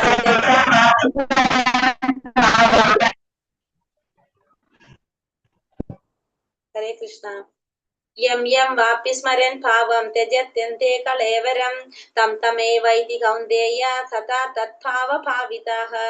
എന്തിനെ കുറിച്ചാണോ മരണവേളയിൽ ഒരാൾ സ്മരിക്കുന്നത്, ഹേ കുന്തിപുത്ര, അയാൾ തീർച്ചയായും അതിനെ പ്രാപിക്കും. അപ്പൊ മരണസമയത്ത് നമ്മൾ എന്തിനെ കുറിച്ചാണോ സ്മരിക്കുന്നത്, ഓർക്കുന്നത്, ആ കുന്തിപുത്ര, നമ്മൾ എന്താണ് തീർച്ചയായിട്ടും നമ്മൾ അതിനെ പ്രാപിക്കുന്നവരാണ്. നമ്മൾ മരണസമയത്ത് എന്താണോ ചിന്തിക്കുന്നത് സ്വാഭാവികമായിട്ട് നമ്മൾ എന്താണ്, നമ്മൾ അതാണ് ആകുന്നത്, അല്ലെങ്കിൽ നമ്മൾ അതിനെയാണ് പ്രാപിക്കുന്നത് ഇവിടെ ഭഗവാൻ പറയാണ് ഇരുന്നിട്ട്. ഭഗവാനെ കുറിച്ച് ഓർക്കാൻ സാധിച്ചാൽ നമ്മൾ ഭഗവാന്റെ അടുത്തേക്ക് പോകും. മറ്റേതെങ്കിലും സ്മരണ കൊണ്ടാണ് നമ്മൾ മരണപ്പെടുന്നെങ്കിൽ നമ്മൾ അതായിട്ട് മാറാണ് ചെയ്യുന്നത്. മരണത്തിന്റെ നിർണായക നിമിഷങ്ങളിൽ നടക്കുന്നത് എന്തെന്ന് ഇവിടെ പറയുന്നു. കൃഷ്ണ സ്മരണയോടെ ശരീരം ത്യജിക്കുന്നവർ അതീന്ദ്രിയമായ ഭഗവത് പാദം പോകുന്നു. മറ്റേതെങ്കിലും സ്മരണ പുലർത്തിക്കൊണ്ട് മരിക്കുന്നവർ ഈ അവസ്ഥയിലെത്തുകയില്ല. അപ്പൊ മരണത്തിന്റെ നിർണായക നിമിഷങ്ങളിൽ എന്താണ് സംഭവിക്കുന്നതെന്നാണ് ഇവിടെ പറയുന്നത്. നമ്മള് എന്താ പറഞ്ഞ കൃഷ്ണന്റെ സ്മരണയോടെ, ഭഗവത് സ്മരണയോടെ ശരീരം ത്യജിക്കുകയാണെങ്കിൽ നമുക്ക് എന്താണ് സംഭവിക്കുന്നത്? അതീന്ദ്രിയമായ ഭഗവത് പദം പോകാനായിട്ട് നമുക്ക് സാധിക്കും. പക്ഷെ മറ്റേതെങ്കിലും സ്മരണ വെച്ചുകൊണ്ടാണ് നമ്മൾ എന്ത് ചെയ്യുന്നത്, മരിക്കുന്നെങ്കിൽ നമ്മൾ ആ അവസ്ഥയിലേക്ക് എത്താനായിട്ട് സാധിക്കില്ല. അപ്പൊ നമ്മൾ എന്ത് ചെയ്തിരിക്കണം? ഈ ജന്മത്തില് സാത്വിക ഭാവത്തോടെ ജീവിക്കുകയും കൃഷ്ണനെ നിരന്തരം സ്മരിക്കുകയും ചെയ്യുന്നവർക്ക് അന്ത്യവേളയിലും ഭഗവത് സ്മരണ ഉദിക്കും. അപ്പൊ നമ്മൾ എന്ത് ചെയ്യണം? ഈ ജീവിതത്തിൽ നമ്മൾ എങ്ങനെ ചെയ്യണം? സാത്വികമായിട്ടുള്ള ഭാവത്തോടെ ജീവിക്കുക, ഭഗവാനെ നിരന്തരം സ്മരിക്കുക. അങ്ങനെയുള്ളവർക്ക് അന്ത്യവേളയിലും ഭഗവാന്റെ സ്മരണ ഉദിക്കും. കൃഷ്ണന്റെ അതീന്ദ്രിയ ഭാവത്തെ പോകുന്നതിന് അത് സഹായകമായി തീരുകയും ചെയ്യും. അപ്പൊ ഭഗവാനെ പ്രാപിക്കാനായിട്ട് നമുക്കത് സഹായകമാകും. നമ്മൾ എപ്പോഴും എന്ത് ചെയ്യണം? സാത്വികമായ ഭാവത്തോടെ ജീവിക്കാണ്, കൃഷ്ണനെ നിരന്തരം സ്മരിക്കുകയാണ് ചെയ്യുന്നത്. അങ്ങനെ ചെയ്യുമ്പോൾ നമുക്ക് സ്വാഭാവികമായിട്ടും ഭഗവാന്റെ അതീന്ദ്രിയ ഭാവത്തെ പോകുന്നതിന് അത് സഹായകമായിട്ട് തീരും. ആധ്യാത്മികമായി ഭഗവത് സേവനത്തിൽ മുഴുകി ജീവിതം നയിച്ച ഒരാൾക്ക് ഭൗതിക ദേഹമല്ല, ആധ്യാത്മിക ദേഹമായിരിക്കും ലഭിക്കുക. ആധ്യാത്മികമായിട്ട് ഭഗവത് സേവനത്തിൽ മുഴുകി ജീവിതം നയിച്ച ഒരു വ്യക്തി, ആ വ്യക്തി എങ്ങനെയാണ്?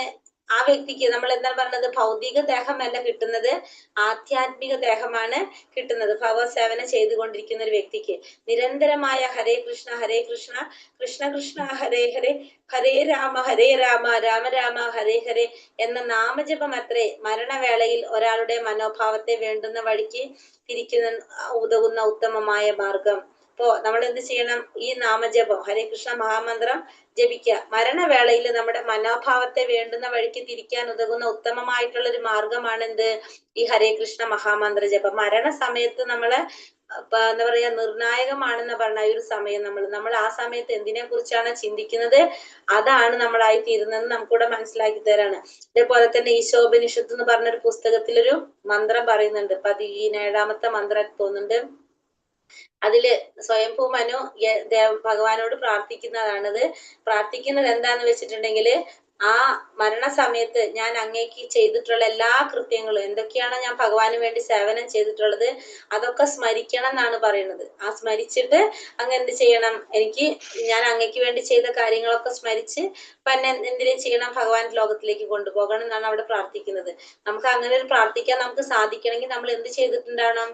ഭഗവാന് വേണ്ടി നമ്മൾ എന്തെങ്കിലും ചെയ്യണം. ഭക്തിയുടെ സേവനങ്ങൾ ചെയ്യണമെങ്കിൽ മാത്രമേ നമുക്ക് അങ്ങനെ ഒരു പ്രാർത്ഥന ചെയ്യാൻ പറ്റുള്ളൂ അല്ലെ? അല്ലാതെ നമ്മൾ വേറെ എന്ത് ചെയ്തിട്ടും കാര്യമുണ്ടോ? നമുക്കത് പറയാൻ പറ്റുമോ? അപ്പൊ ആ സമയത്ത് ഭഗവാനോട് പ്രാർത്ഥിക്കണമെങ്കിൽ ഞാൻ അങ്ങേക്ക് വേണ്ടി ചെയ്തത് മുഴുവനും ഓർക്കണം എന്ന് പറയണമെങ്കിൽ നമ്മൾ എന്ത് വേണം? നമ്മൾ എന്തെങ്കിലും നമ്മൾ ചെയ്യണം. എന്നാലേ നമുക്കത് സാധിക്കുള്ളൂ. അത് ഉപനിഷത്തിൽ പറയുന്നതാണ്. അതില് 17ാമത്തെ മന്ത്രം പറയുന്നത് പ്രാർത്ഥനയാണ്. നമ്മൾ പഠിക്കും അത് പിന്നീട്. ഇപ്പൊ ലെവൽ 3 എത്തുമ്പോ നമ്മൾ അതൊക്കെ പഠിക്കും. അപ്പൊ അതിൽ പറയുന്നത് ഇതാണ്, നമ്മള് ചെയ്തത് ഓർക്കണേ എന്നാണ് ഭഗവാനോട് പ്രാർത്ഥിക്കുന്നത്. നമ്മൾ എന്ത് ചെയ്യണം? നമ്മള് നിരന്തരമായിട്ട് ഭഗവാന്റെ നാമം ജപിച്ച് നമ്മൾ എന്ത് ചെയ്യാ? നാമജപത്തിലൂടെ ആ മരണവേളയിൽ ഒരാളുടെ മനോഭാവത്ത് വേണ്ടുന്ന വഴിക്ക് തിരിക്കാനായിട്ട് ഏറ്റവും നല്ല മാർഗമാണ് എന്ത്? ഈ നാമജപം എന്ന് പറയുന്നത്. ഇനി ഇവിടെ ഒരു കഥ പറയണ ഭരത മഹാരാജാവിന്റെ കഥയാണിത്. അതായത് നമ്മൾ മരണസമയത്ത് നമ്മൾ എന്താണോ ചിന്തിക്കുന്നത് നമ്മൾ അതായിട്ട് തീരുന്നു പറഞ്ഞു അല്ലെ? ഭഗവാനെ കുറിച്ച് സ്മരിച്ചാൽ നമ്മൾ ഭഗവാന്റെ അടുത്തേക്ക് പോകാം. അതല്ലെങ്കിൽ എന്താണ് നമ്മൾ ചിന്തിക്കുന്നത് നമ്മൾ അതായിട്ട് മാറാണ്. അപ്പൊ ഇവിടെ ഈ ഭരത മഹാരാജാവ് നല്ലൊരു ചക്രവർത്തിയാണ്. ആ ചക്രവർത്തി എന്താണ് നമ്മുടെ സ്റ്റേജസില് എന്താണ് ഫസ്റ്റ് എന്താണ്? ബ്രഹ്മചര്യം, ഗൃഹസ്ഥം, വാനപ്രസ്ഥ, സന്യാസം. അതില് വാനപ്രസ്ഥം കഴിഞ്ഞപ്പോ അദ്ദേഹം എന്ത് ചെയ്യാണ്? വാനപ്രസ്ഥത്തില് അദ്ദേഹം രാജ്യവും കുടുംബം ഇതൊക്കെ ഉപേക്ഷിച്ചിട്ട് അദ്ദേഹം വനത്തിലേക്ക് പോകാണ്. ഒരു ആശ്രമത്തിൽ പോയിട്ട് ഈ ഭഗവത് സേവനം ചെയ്തുകൊണ്ട് മാത്രമാണ് ഇനിയുള്ള ജീവിതം എന്ന് പറഞ്ഞുകൊണ്ട് അദ്ദേഹം കാട്ടിലേക്ക് പോകും. വീട്ടിലെ എന്നത് പറഞ്ഞ കൊട്ടാരവും എല്ലാ സുഖ സൗകര്യങ്ങളും ഉപേക്ഷിച്ച് അദ്ദേഹം കാട്ടിലേക്ക് പോകാണ്. അങ്ങനെ അവിടെ അദ്ദേഹം ഓരോ കൃത്യങ്ങളൊക്കെ ചെയ്തിട്ട് സാക്ഷാത്കാരത്തിന് വേണ്ടി പ്രവർത്തിച്ചു കൊണ്ടിരിക്കുകയാണ്. അങ്ങനെ ഒരു ദിവസം രാവിലെ തടാകത്തില് കുളിക്കാനായിട്ട് രാവിലത്തെ കൃത്യങ്ങൾ ചെയ്യാനായിട്ട് പോയപ്പോ അവിടെ പൂർണ്ണ ഗർഭിണിയായിട്ടുള്ളൊരു മാൻ ഓടി വരാണ്. അങ്ങനെ എന്തോ പേടിച്ചാണ് അത് ഓടി വരുന്നതെന്ന് കാണുമ്പോൾ തന്നെ നമുക്ക് മനസ്സിലാക്കാനായിട്ട് സാധിക്കും. പക്ഷെ അത് ഭയങ്കര ക്ഷീണിച്ച അവശതയായിരുന്നു ആ മാൻ. അപ്പൊ എന്നിട്ട് അതെന്താണ്? അത് ആ വെള്ളത്തിൽ നീന്തി രക്ഷപ്പെടാൻ നോക്കുന്ന പോലെ രാജാവിന് തോന്നി. പെട്ടെന്നൊരു സിംഹഗർജനം കേട്ടപ്പോ രാജാവിന് മനസ്സിലായി ആ സിംഹത്തിൽ നിന്ന് പേടിച്ചു വരുന്നതാണെന്ന് മനസ്സിലായി. അങ്ങനെ പക്ഷെ ഈ മാൻകുട്ടി മാൻ എന്താണ്? ചത്തുപോകാണത്. പക്ഷെ ഒരു കുട്ടി മാനിന് ജന്മം കൊടുത്തിട്ടാണ് അത് ചത്തുപോകുന്നത്. അങ്ങനെ രാജാവിന് ആ കുട്ടി അവിടെ ഇട്ട് പോരാണ്ട് തോന്നില്ല. കാരണം ആ സിംഹം വന്നു കഴിഞ്ഞാൽ അതിനെ കഴിച്ചു പോകുമല്ലോ. അപ്പൊ അതുകൊണ്ട് ആ കുട്ടിയെ കൊണ്ടാണ് ആശ്രമത്തിലേക്ക് തിരികെ വരുന്നത്, മാൻകുട്ടിയെ കൊണ്ട്. അങ്ങനെ ഇവിടെ വന്നു കഴിഞ്ഞപ്പോ ഈ രാജാവിന്റെ മനസ്സിൽ എന്തായി? ഇനി ഈ കുട്ടിയെ വളർത്തണമല്ലോ. കാരണം അത് അമ്മയില്ല, ചെറിയൊരു കുട്ടിയാണ്. അപ്പൊ പിന്നെ രാജാവ് എന്തിനു വേണ്ടി ചെയ്യാൻ തുടങ്ങി കർമ്മങ്ങൾ പ്രവൃത്തി ചെയ്യുന്നത് മുഴുവനും ഈ മാൻകുട്ടിക്ക് വേണ്ടിയിട്ടാണ്. ആ മാൻകുട്ടിക്ക് ഭക്ഷണം കൊടുക്കണം, പാല് കൊടുക്കണം. അപ്പൊ അതിന് എന്തൊക്കെ ചെയ്യാൻ വേണ്ട കാര്യങ്ങളുണ്ടോ അതൊക്കെ സംഘടിപ്പിക്കുക എന്നുള്ളത് മാത്രമാണ് അതിന്റെ കളി. അങ്ങനത്തെ ഒക്കെ കാര്യങ്ങൾ മാത്രം ആയിരിക്കുകയാണ് ആര്? ഈ രാജാവ്. ഈ മാൻകുട്ടി വലുതായി അത് പക്ഷെ എന്താണ്? മാനാണല്ലോ. അത് കാട്ടിലേക്ക് പോകും. അത് കഴിഞ്ഞിട്ട് അത് തിരിച്ചു വരും. ആ മാൻ അങ്ങനെയാണ്. അപ്പൊ ഈ രാജാവിന് വിഷമാണ് ഈ മാൻ അങ്ങ് പോകും. അങ്ങനെ ഒരു ദിവസം പോയിട്ട് ഈ മാൻകുട്ടി തിരിച്ചു വരുന്നില്ല. അപ്പൊ രാജാവിന് ഭയങ്കര പ്രയാസമാണ്. അങ്ങനെ പ്രയാസമായിട്ട് അപ്പൊ രാജാവിന് വയസ്സായി. അപ്പൊ പക്ഷെ ആലോചിക്കണം, എല്ലാ സുഖ സൗകര്യങ്ങളെല്ലാം വിട്ട് ഇവിടേക്ക് വന്നതാണ് അല്ലെ? പക്ഷെ രാജാവിന് വിഷമായി. അങ്ങനെ രാജാവ് അന്വേഷിച്ച് കാട്ടിലേക്ക് പോകണം. അവിടെ ഒരു കുഴിയിൽ വീണ് രാജാവ് മരിക്കുകയാണ്. അങ്ങനെ മരണസമയത്ത് പെട്ടെന്ന് അപ്പൊ രാജാവ് ആരെ അന്വേഷിച്ചാണ് പോയത്? ഈ മാനിനെ അന്വേഷിച്ചാണ് പോകുന്നത് അല്ലെ? അപ്പൊ ആ സമയത്ത് രാജാവ് ആരെ വിളിച്ചിട്ടാണ് മരിക്കുന്നത്? ഈ മാനിനെ വിളിച്ചുകൊണ്ടാണ് മരിക്കുന്നത്. ആ മാനിനെ വിളിച്ചുകൊണ്ട് മരിക്കുമ്പോ സ്വാഭാവികമായിട്ടും അടുത്ത ജന്മം രാജാവിന് ഏതിന്റെ കിട്ടുന്നത്? ഇപ്പൊ നമ്മൾ പറഞ്ഞല്ലോ, അതനുസരിച്ച് രാജാവിന് ഏത് ജന്മം കിട്ടും? അടുത്തത് ജന്മം കിട്ടില്ല. അപ്പൊ രാജാവ് അടുത്ത ജന്മം മാനായിട്ട് ജന്മം എടുക്കും. പക്ഷെ കുറെ പുണ്യങ്ങൾ ചെയ്തിട്ടുണ്ട്. കാരണം ആശ്രമത്തിലായിരുന്നു. പിന്നെ രാജാവ് നല്ലൊരു രാജാവായിരുന്നു, പ്രജകൾക്കൊക്കെ പ്രിയപ്പെട്ട രാജാവായിരുന്നു. അപ്പൊ അതുകൊണ്ട് കുറെ പുണ്യങ്ങൾ ചെയ്തിട്ടുണ്ട്. അപ്പൊ അതുകൊണ്ട് തന്നെ ആ രാജാവിന് ചെയ്ത കർമ്മത്തിന്റെ ഫലമായിട്ട് പൂർവ്വ ജന്മത്തിലെ കാര്യങ്ങളൊക്കെ ഓർക്കാനായിട്ട് സാധിക്കും. അങ്ങനെ മാനായിട്ട് ജന്മം എടുക്കാണ്. അപ്പൊ ആ മാനിന് മനസ്സിലാകാണ് ഇങ്ങനെ ഒരു ആശ്രമത്തിൽ താൻ ഇങ്ങനെയൊക്കെ ചെയ്തത് കൊണ്ടാണെന്ന് മനസ്സിലായിട്ട് ആ രാജാവ് മാൻ എന്ത് ചെയ്യാണ്, ആശ്രമത്തിലേക്ക് എത്തി മറ്റുള്ള ഋഷിമാർ അവിടെ ചെയ്യുന്നത് നോക്കി അവിടെ നിൽക്കുകയാണ് ചെയ്യുന്നത്. അങ്ങനെ പിന്നെ മാൻ ചത്തുപോയിട്ട് അടുത്ത ജന്മം വീണ്ടും ജഡഭരതനായിട്ട് ജന്മം എടുക്കാണ്. അപ്പൊ അതിനുശേഷം ജഡഭരതനായിട്ട് ജന്മം എടുക്കുമ്പോ ബധിരനും മൂകനായിട്ടാണ് അദ്ദേഹം അഭിനയിക്കുന്നത്. കാരണം ഈ ലോകം മായാലോകാണ് എന്ന് ആർക്ക് മനസ്സിലായി? ഈ രാജാവിന് മനസ്സിലാകാണ്. അങ്ങനെ മോക്ഷം നേടിയിട്ട് ആത്മസാക്ഷാത്കാരം നേടി പോവുകയാണ് ചെയ്യുന്നത്. അപ്പൊ നമ്മള് ഇതിൽ നമുക്ക് എന്താ മനസ്സിലാക്കുന്നത്? നമ്മള് മരണസമയത്ത് എന്താണോ ചിന്തിക്കുന്നത് നമ്മൾ അതായിട്ട് മാറും. നമുക്ക് മരണസമയത്ത് ആരെ ഓർക്കാൻ നമുക്ക് സാധിക്കണം? ഭഗവാനെ ഓർക്കാൻ സാധിച്ചാൽ മാത്രമേ ഭഗവാന്റെ അടുത്തേക്ക് പോകാനായിട്ട് നമുക്ക് സാധിക്കുള്ളൂ. അതുകൊണ്ട് നമ്മൾ എന്ത് ചെയ്യണം? നാമം ജപിക്കുക. നാമം ജപിച്ചുകൊണ്ട് നമ്മൾ ഇരിക്കുക, നമ്മൾ ഭഗവാനെ കുറിച്ച് ഓർക്കാനായിട്ട്. അപ്പൊ നമുക്ക് ഇപ്പോഴേ നമ്മളത് പ്രാക്ടീസ് ചെയ്താലാണ് നമുക്ക് അതിന് സാധിക്കുന്നത്.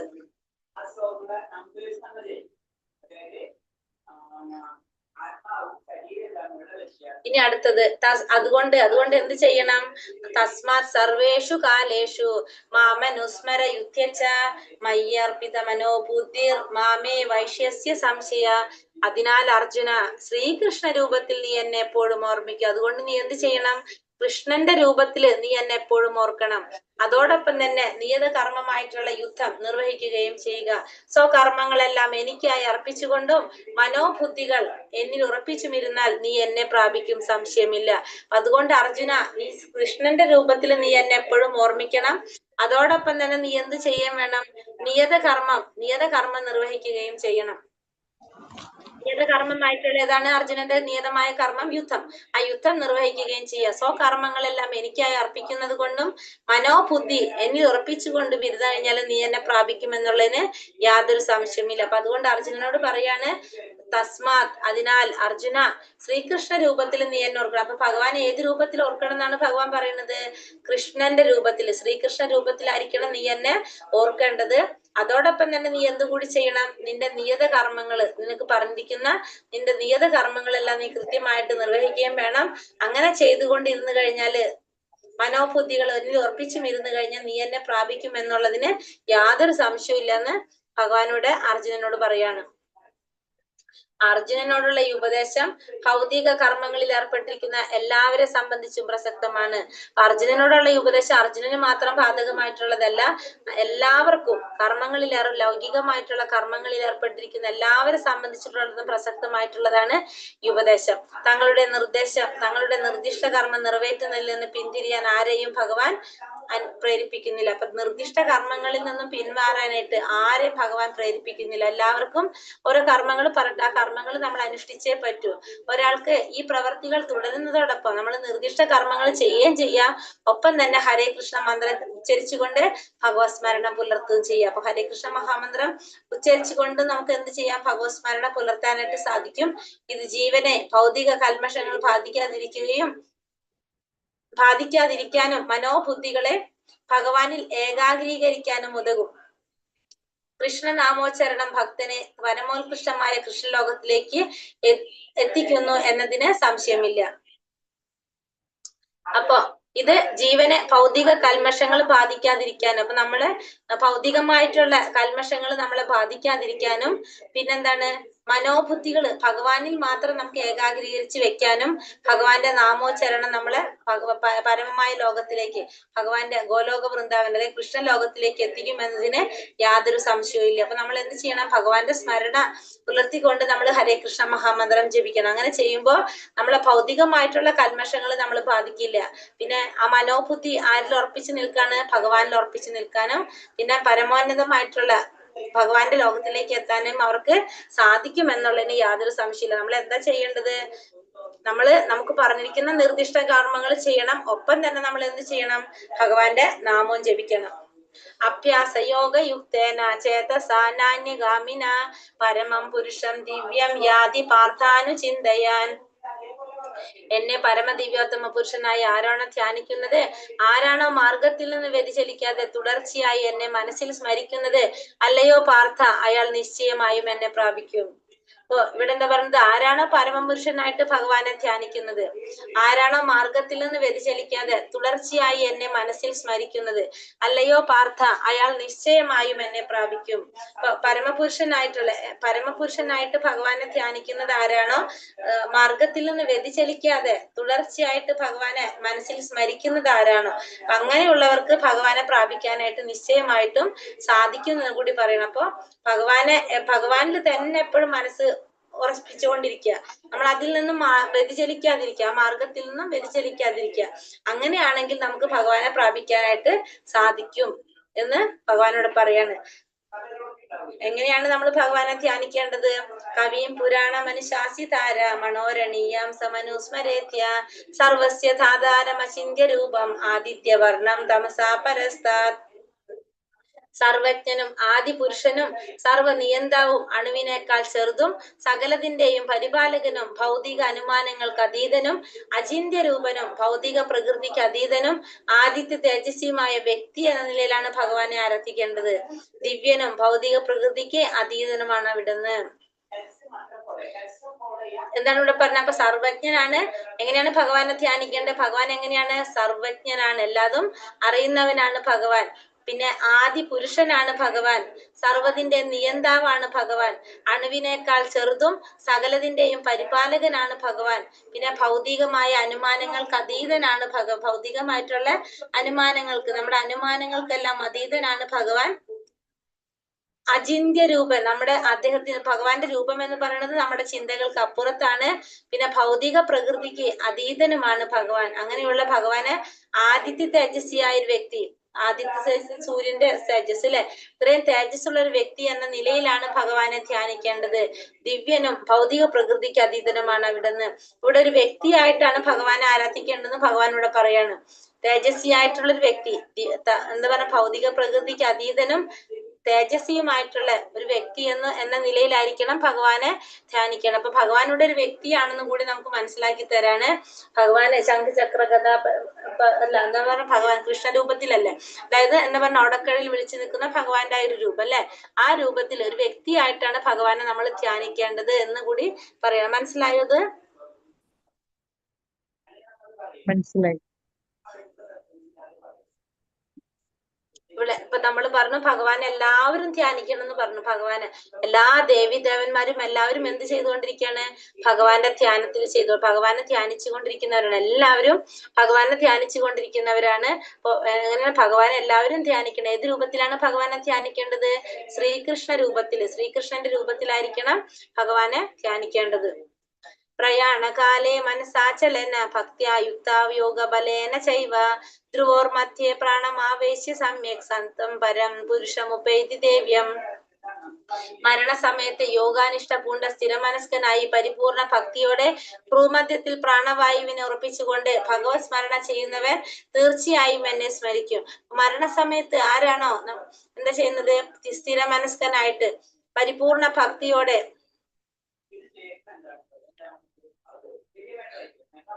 ഹരേഷ്ണ മാതാജി, എല്ലാവരും മ്യൂട്ടാണല്ലോ മാതാജി. സൗണ്ട് വരുന്നുണ്ടോ ആർക്കെങ്കിലും? വേറെ സൗണ്ട് വരുന്നുണ്ടോ? വരുന്നുണ്ട് മാതാജി. ശരി ശരി, ഇവിടെ നടക്കുന്നുണ്ട്. ഒരു മിനിറ്റ്, ഞാൻ ഡോർ ഒന്ന് ചാരി കേട്ടോ.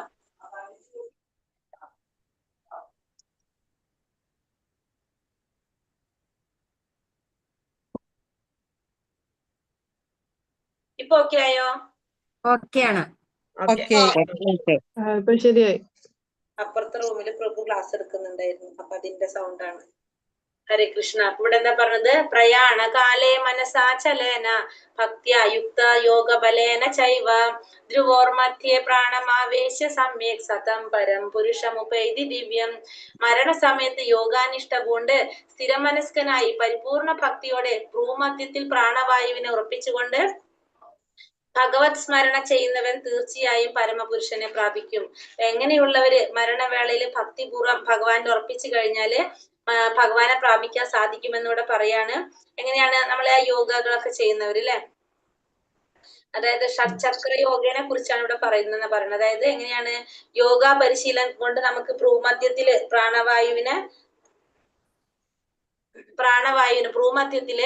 പ്രാണവായുവിനെ ഉറപ്പിച്ചുകൊണ്ട് നമ്മൾ എന്താണ് ഭഗവാനെ സ്മരിച്ചുകൊണ്ട് നമ്മള് ശരീരം വെടിയാണ്. അങ്ങനെ ചെയ്തു കഴിഞ്ഞാൽ നമുക്ക് ഭഗവാനെ പ്രാപിക്കാനായിട്ട് സാധിക്കും. അതായത് നമ്മൾ ആ യോഗയുടെ ഒരു യൂട്ടിലൈസേഷൻ നടക്കുകയാണല്ലേ. അങ്ങനെ യോഗയില് നമ്മൾ കുറെ എത്തുമ്പോ നമുക്ക് എന്ത് ചെയ്യാൻ സാധിക്കുകയാണ് അവിടെ ഭക്തിയോടെ നമുക്ക് ആ പ്രാണവായുവിനെ നമ്മൾക്ക് കൺട്രോൾ ചെയ്യാനായിട്ട് സാധിക്കും. അങ്ങനെ ഭ്രൂമധ്യത്തില് പ്രാണവായുവിനെ ഉറപ്പിച്ചുകൊണ്ട് ഭഗവാനെ സ്മരണ ചെയ്യുക. അങ്ങനെ ശരീരം വെടിയുന്നവന് തീർച്ചയായിട്ടും ഭഗവാനെ പ്രാപിക്കാനായിട്ട് സാധിക്കും എന്ന് പറയാണ് ഇവിടെ. ഇനി ഇതിവിടെ ഒരു അജാമിളന്റെ കഥ കേട്ടിട്ടുണ്ടോ? അജാമിളിനെ കുറിച്ച് കേട്ടിട്ടുണ്ടോ? കേട്ടിട്ടുണ്ട്. അജാമിളിന്റെ കഥയാണ്. നമുക്ക് ലാസ്റ്റ് നോക്കിയിട്ട് പറയാം. അനന്യചേത സതതം യോമാം സ്മരതി നിത്യശഃ തസ്യാഹം സുലഭ പാർത്ഥ നിത്യയുക്തസ്യ യോഗിന. അല്ലയോ പാർത്ഥ, നിരന്തരമായ ഭക്തിയുടെ സേവനം മൂലം സ്ഥിരചിത്തതയോടെ എന്നെ എപ്പോഴും സ്മരിക്കുന്ന യോഗാനിഷ്ഠന് ഞാൻ സുപ്രാപ്യനാണ്. ഇപ്പൊ നിരന്തരം ഭക്തിയുടെ സേവനം ചെയ്യുന്ന ഒരു വ്യക്തി, സ്ഥിരചിത്തതയോടെ ഭഗവാൻ എപ്പോഴും സ്മരിക്കുന്ന ആ വ്യക്തിക്ക് ഭഗവാൻ എങ്ങനെയായിരിക്കും? സുപ്രാപ്യനാണ്. ഭഗവാന് ഭക്തിയുടെ സേവനം ചെയ്യുന്ന സ്ഥിരചിത്തതയോടെ എപ്പോഴും ഭഗവാനെ സ്മരിക്കുന്ന ആ യോഗാനിഷ്ഠന് ഭഗവാൻ എങ്ങനെയാണ്? ഭഗവാൻ സുപ്രാപ്യനാണെന്ന് പറയണം. അപ്പൊ എങ്ങനെയാണ് ചെയ്യേണ്ടത്? ഭക്തിയുടെ സേവനം ചെയ്യുക. നിരന്തരമായിട്ടുള്ള ഒരു ഭക്തിയുടെ സേവനത്തിലൂടെ സ്ഥിരചിത്തതയോടെ എപ്പോഴും ഭഗവാനെ തന്നെ സ്മരിച്ച് നമ്മൾ ഭഗവാന്റെ പൂർണ്ണ വിശ്വാസത്തോടെ ഭഗവാനെ സ്മരിക്കുന്ന യോഗാനിഷ്ഠൻ എങ്ങനെയാണ്? ഭഗവാൻ എപ്പോഴും പ്രാപ്യനാണ്, സുപ്രാപ്യനാണെന്ന് പറയാണ് ഇവിടെ. കാരണം ഇതിലപ്പോ നമ്മുടെ എന്താ പറഞ്ഞ ഭഗവാനെ സേവിക്കുന്നവരെ കുറിച്ചാണ് പറയുന്നത് അല്ലെ. അശുദ്ധ ഭക്തന്മാര് അങ്ങനെയുള്ളവർക്കാണ് ഭഗവാൻ എപ്പോഴും സുപ്രാപ്യനായിട്ടുള്ളതെന്ന് പറയാണ് ഇവിടെ ഭഗവാൻ.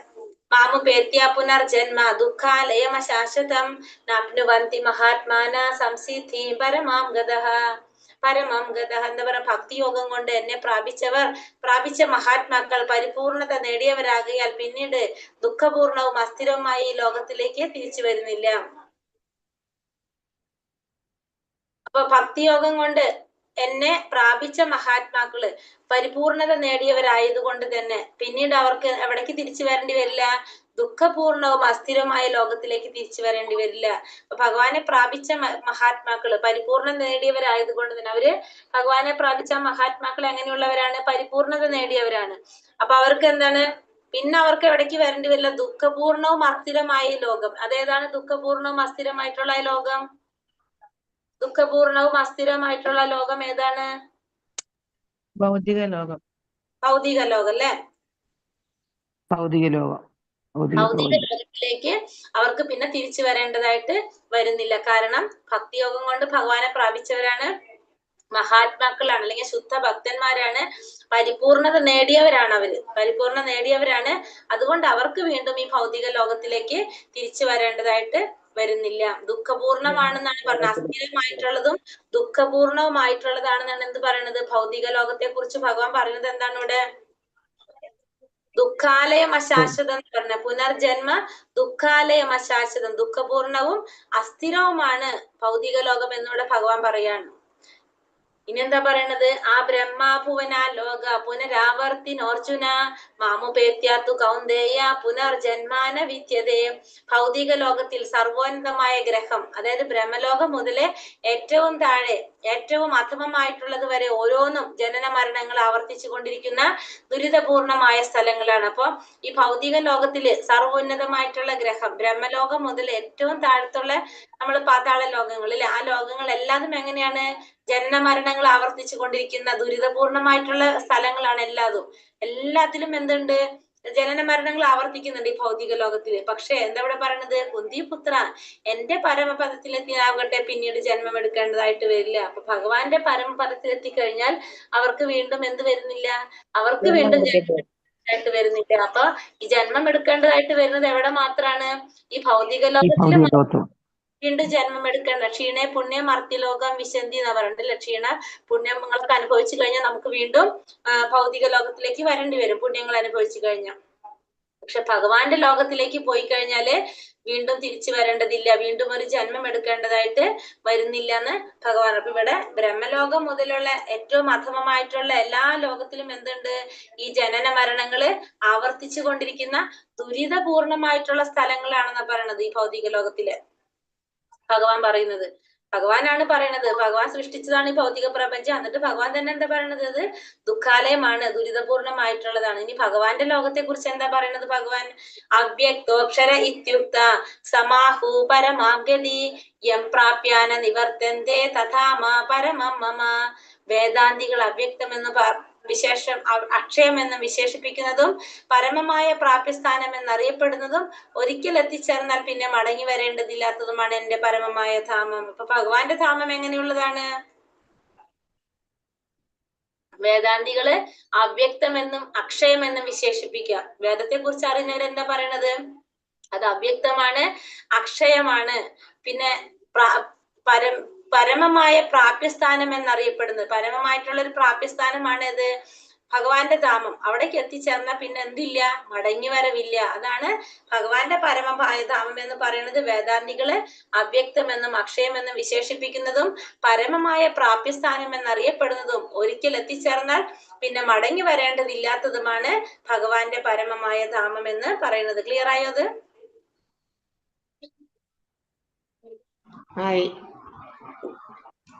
ഓക്കെ മാതാജി. ഹരേ കൃഷ്ണ. ഇവിടെ എന്താ പറഞ്ഞ? വേദേഷു യജ്ഞേഷു തപസ്സു ചൈവ ദാനേഷു യത് പുണ്യഫലം പ്രതിഷ്ഠം അത്യേതി തത്സർവമിദം വിചിത്വ യോഗി പരം സ്ഥാനമുപൈതി ചാദ്യം. ഭക്തിമാർഗം സ്വീകരിച്ചത് കൊണ്ട് വേദപഠനം, യജ്ഞാചരണം, ദാനം, കാമ്യകർമ്മങ്ങൾ എന്നിവയാൽ നേടാവുന്ന പുണ്യങ്ങളൊന്നും മനുഷ്യന് നഷ്ടപ്പെടുന്നില്ല. അപ്പൊ ഭക്തിമാർഗം സ്വീകരിച്ചത് കൊണ്ട്, വേദപഠനം ചെയ്യുന്നത് കൊണ്ട്, നമ്മൾ ഈ ഭക്തി സ്വീകരിക്കുമ്പോ നമുക്ക് എന്താ പറയണത്? നമ്മള് വിചാരിക്കില്ല, നമ്മൾ വേറെ ചെയ്യുന്നതൊക്കെ ഇപ്പൊ നമ്മള് ദാനങ്ങൾ കൊടുക്കുന്നുണ്ടാവും, യജ്ഞങ്ങൾ ആചരിക്കുന്നുണ്ടാവും, വേദപഠനം നടത്തുന്നുണ്ടാവും, കാമ്യകർമ്മങ്ങളൊക്കെ ചെയ്യുന്നുണ്ടാവും. അപ്പൊ നമ്മൾ വിചാരിക്കും ഇതൊക്കെ ചെയ്യണം, പിന്നെ ഭക്തിയും കൂടി ചെയ്യുമ്പോ, ഭഗവത് സേവനം ചെയ്യുമ്പോ നമുക്ക് എല്ലാത്തിനും സമയം കിട്ടില്ല. നമ്മളിപ്പോ എന്ത് ചെയ്യും? ഭഗവത് സേവനം വിടും. ഒരു മിനിറ്റ്.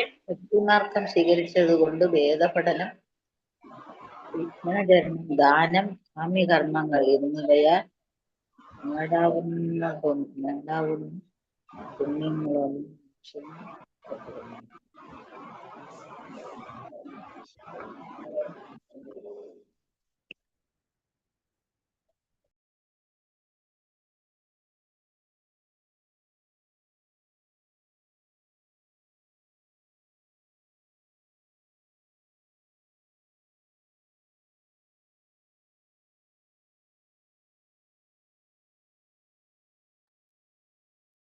ഹരേ കൃഷ്ണ. ഉടനെ പറഞ്ഞ ഭക്തിമാർഗം സ്വീകരിച്ചത് കൊണ്ട് വേദപഠനം, യജ്ഞാചരണം, ദാനം, കാമ്യകർമ്മങ്ങൾ ഈ 4 ചെയ്യുന്നതിന്റെ ഫലം നമുക്ക് എന്തുകൊണ്ട് കിട്ടാണ്? ഈ പുണ്യങ്ങൾ ചെയ്യുന്നതിന്റെ ഫലം ഒരു ഭക്തന് ഭഗവത് സേവനം ചെയ്യുന്നത് കൊണ്ട് തന്നെ കിട്ടും. ഇതിൽ ചെയ്യുന്ന പുണ്യങ്ങളൊന്നും മനുഷ്യന് നഷ്ടപ്പെടുന്നില്ല. ഭഗവത് സേവനം കൊണ്ട് തന്നെ മേൽ പറഞ്ഞ പുണ്യഫലങ്ങളെല്ലാം ഭക്തന് ലഭിക്കുന്നു. കൂടാതെ വേറൊന്നുകൂടി കിട്ടും. നമുക്ക് എന്താണ്? ഭഗവാന്റെ ധാമത്തിലേക്ക് എത്താനും സാധിക്കും. നമ്മളെല്ലാം വേദപഠനം, യജ്ഞാചരണം, ദാനവും കാമ്യകർമ്മങ്ങൾ ചെയ്ത് ആ പുണ്യങ്ങൾ ചെയ്ത് നമ്മൾ എവിടെ വരെ എത്തുന്നുള്ളൂ? എവിടെ എത്തണത്? പുണ്യകർമ്മങ്ങൾ മാത്രം ചെയ്തുകൊണ്ടിരിക്കണമെങ്കിൽ നമ്മൾ എവിടെ വരെ എത്തും?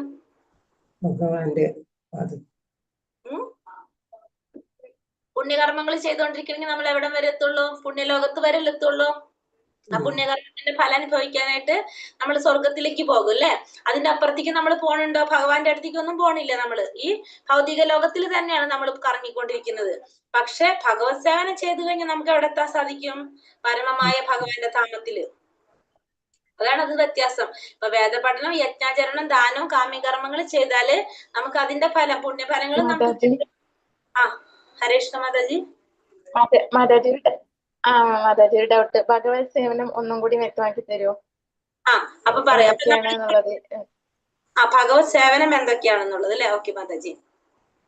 അപ്പൊ നമ്മള് വേദപഠനം ചെയ്യുക, യജ്ഞാചരണം ചെയ്യുക, ദാനം, കാമ്യകർമ്മങ്ങള്, ഈ 4 കാര്യങ്ങൾ ചെയ്തു കഴിഞ്ഞാൽ നമുക്ക് എന്താണ് പുണ്യങ്ങൾ അനുഭവിക്കാൻ സാധിക്കും. നമ്മൾ ഇതൊക്കെ ചെയ്യുന്നത് എന്തിനാണ്? നമുക്ക് സാക്ഷാത്കാരം നേടാൻ വേണ്ടി പുണ്യകർമ്മങ്ങൾ അനുഭവിക്കാനായിട്ട് സാധിക്കും. അപ്പൊ ഈ പുണ്യകർമ്മങ്ങൾ ചെയ്തു കഴിഞ്ഞാൽ അതിന്റെ ഫലം നമുക്ക് കിട്ടും. അത് നമുക്ക് കിട്ടാതിരിക്കുന്നില്ല. പക്ഷെ ആ പുണ്യഫലങ്ങൾ കിട്ടാനായിട്ട് നമുക്ക് എവിടെ പോകണം? നമ്മൾ ഈ ഭൗതിക ലോകത്തല്ല അത് അനുഭവിക്കുന്നത്. എവിടെയാണ്? പുണ്യങ്ങൾ അനുഭവിക്കുന്ന പുണ്യലോകത്ത്, അതായത് സ്വർഗലോകത്ത് പോയിട്ടാണ് അത് അനുഭവിക്കുന്നത്.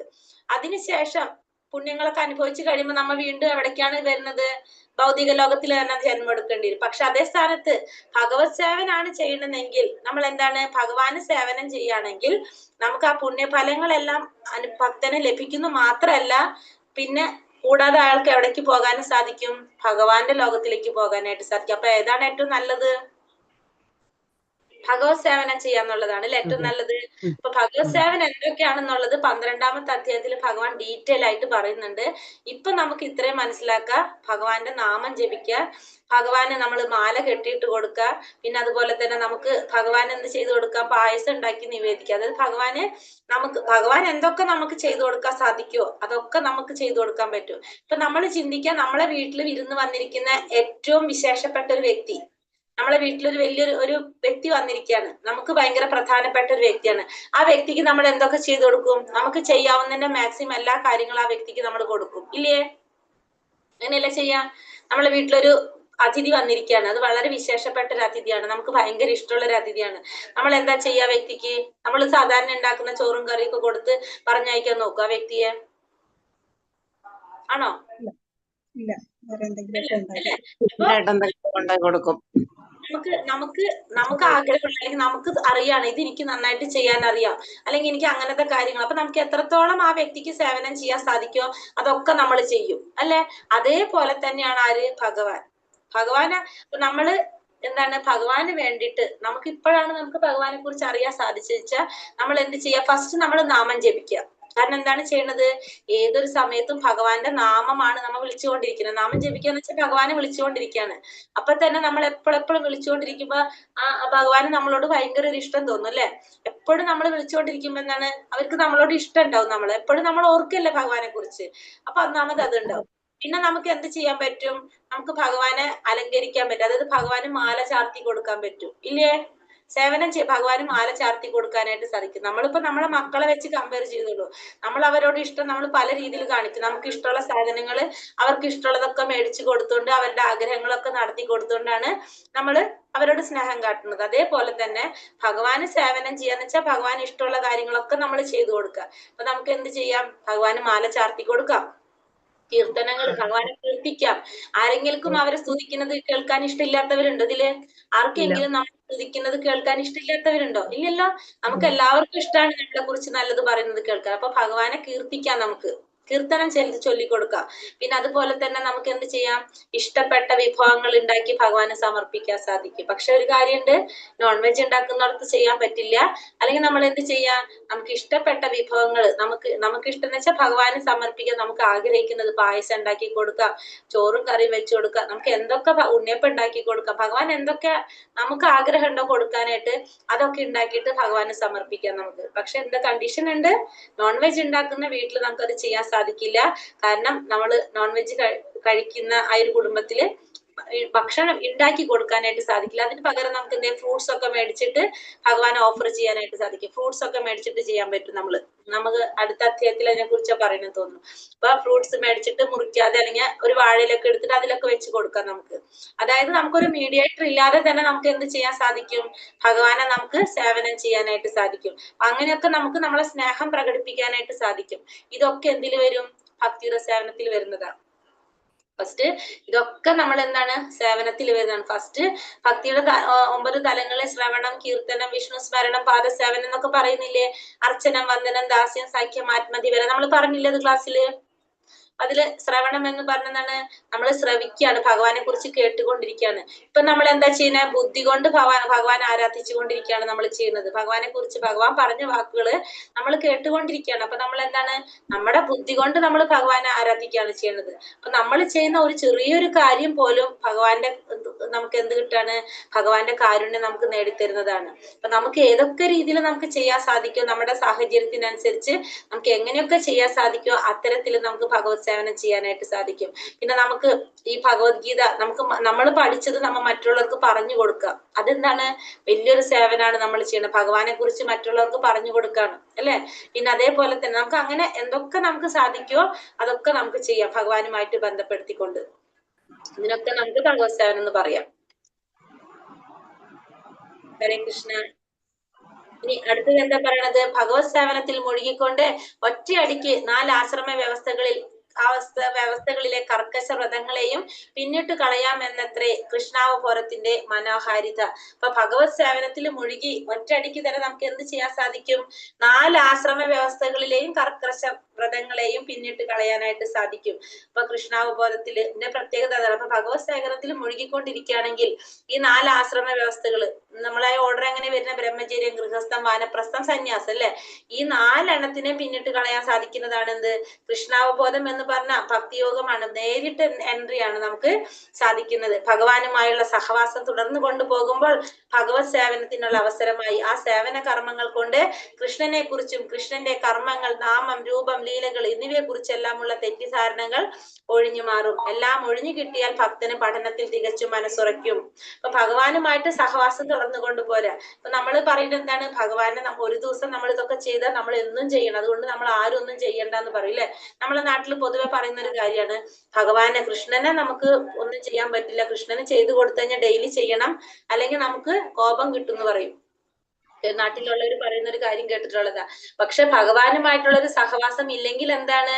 നമുക്ക് ഒന്നും ബന്ധമില്ല പിന്നെ. പക്ഷെ നമ്മൾ എന്താ ചെയ്യേണ്ടത്? ഭഗവാനുമായിട്ടുള്ള സഹവാസം തുടർന്നു പോകുമ്പോഴാണ് നമുക്ക് എന്ത് കിട്ടുന്നത്? ഭഗവത് സേവനത്തിന് അവസരമാകുന്നത്. അങ്ങനെ ആ സേവനം കർമ്മം ചെയ്തുകൊണ്ട് ഭഗവാനെ കുറിച്ചും ഭഗവാന്റെ രൂപം, ഗുണം, ലീലകള് ഇതിനെ കുറിച്ചെല്ലായിട്ടുള്ള തെറ്റിദ്ധാരണകൾ നമുക്ക് മാറിക്കിട്ടും. ഭഗവാനെ നമുക്ക് ആരാധിക്കാനായിട്ട് നമുക്ക് സാധിക്കും. ഇതൊക്കെ ഒഴിഞ്ഞു കിട്ടിക്കഴിഞ്ഞാൽ നമ്മൾ എന്താണ്? നമുക്ക് മനസ്സുറപ്പിക്കാൻ സാധിക്കും ഭഗവാനില്. ഗീതാ പഠനത്തിൽ ആനന്ദം വളർന്നു വരുമ്പോൾ കൃഷ്ണാവബോധം എപ്പോഴും അനുഭവപ്പെടും. അതിന്റെ ഉച്ചകോടിയിൽ ഒരാൾ കൃഷ്ണനിൽ പരമപ്രേമ ഭാവമുളവാകുന്നു. ജീവിതത്തിന്റെ ഈ പരിപൂർണ അവസ്ഥയിലാണ് ആധ്യാത്മിക അന്തരീക്ഷത്തിലുള്ള ഗോലോക വൃന്ദാവനം എന്ന കൃഷ്ണധാമത്തിലേക്ക് ഭക്തന് പ്രവേശനം ലഭിക്കുന്നത്. അവിടെയാണ് അയാൾ ശാശ്വതമായി ആനന്ദിക്കുന്നത്. ഇപ്പൊ ഗീതാ പഠനത്തിൽ ആനന്ദം വളരുമ്പോ കൃഷ്ണാവബോധം എപ്പോഴും അനുഭവപ്പെടാനായിട്ട് സാധിക്കും. നമുക്ക് ഈ ഭഗവത്ഗീത പഠനത്തിൽ നമുക്ക് ആനന്ദം വളരുമ്പോൾ എന്താ സംഭവിക്കുന്നത്?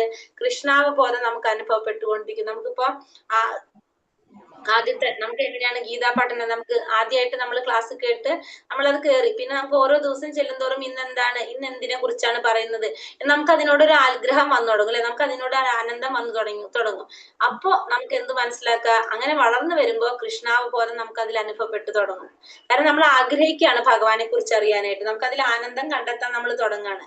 അതിന്റെ ഉച്ചകോടിയിൽ ഒരാൾക്ക് കൃഷ്ണനിൽ പരമപ്രേമ ഭാവം ഉളവാകും. അപ്പൊ അതിന്റെ ഉച്ചകോടിയിലാണ് നമുക്ക് ലാസ്റ്റ് വരുന്നത് നമ്മളെ ഭാവം. ഭഗവാനെ നമുക്ക് ഓരോ രീതിയിലാണ് നമ്മളെ ഭഗവാനെ ഓരോരുത്തരും സമീപിക്കുന്നത്. ചിലര് ഭഗവാനെ ഒരു മകനായിട്ട് കാണുന്നവരുണ്ട്, സുഹൃത്തായിട്ട് കാണുന്നവരുണ്ട്, ഭർത്താവായിട്ട്, കാമുകനായിട്ട്, അങ്ങനെ പല രീതിയിൽ എല്ലാവരുടെ ഭാവം വ്യത്യാസമുണ്ട് അല്ലെ?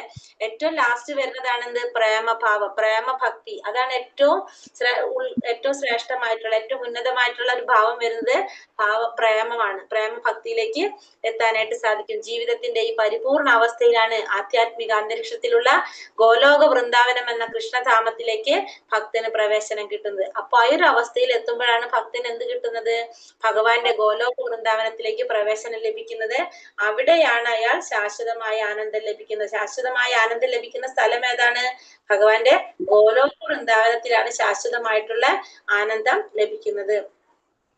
ഇനി ഗോപീചന്ദനത്തെ കുറിച്ച് പറയാണ്.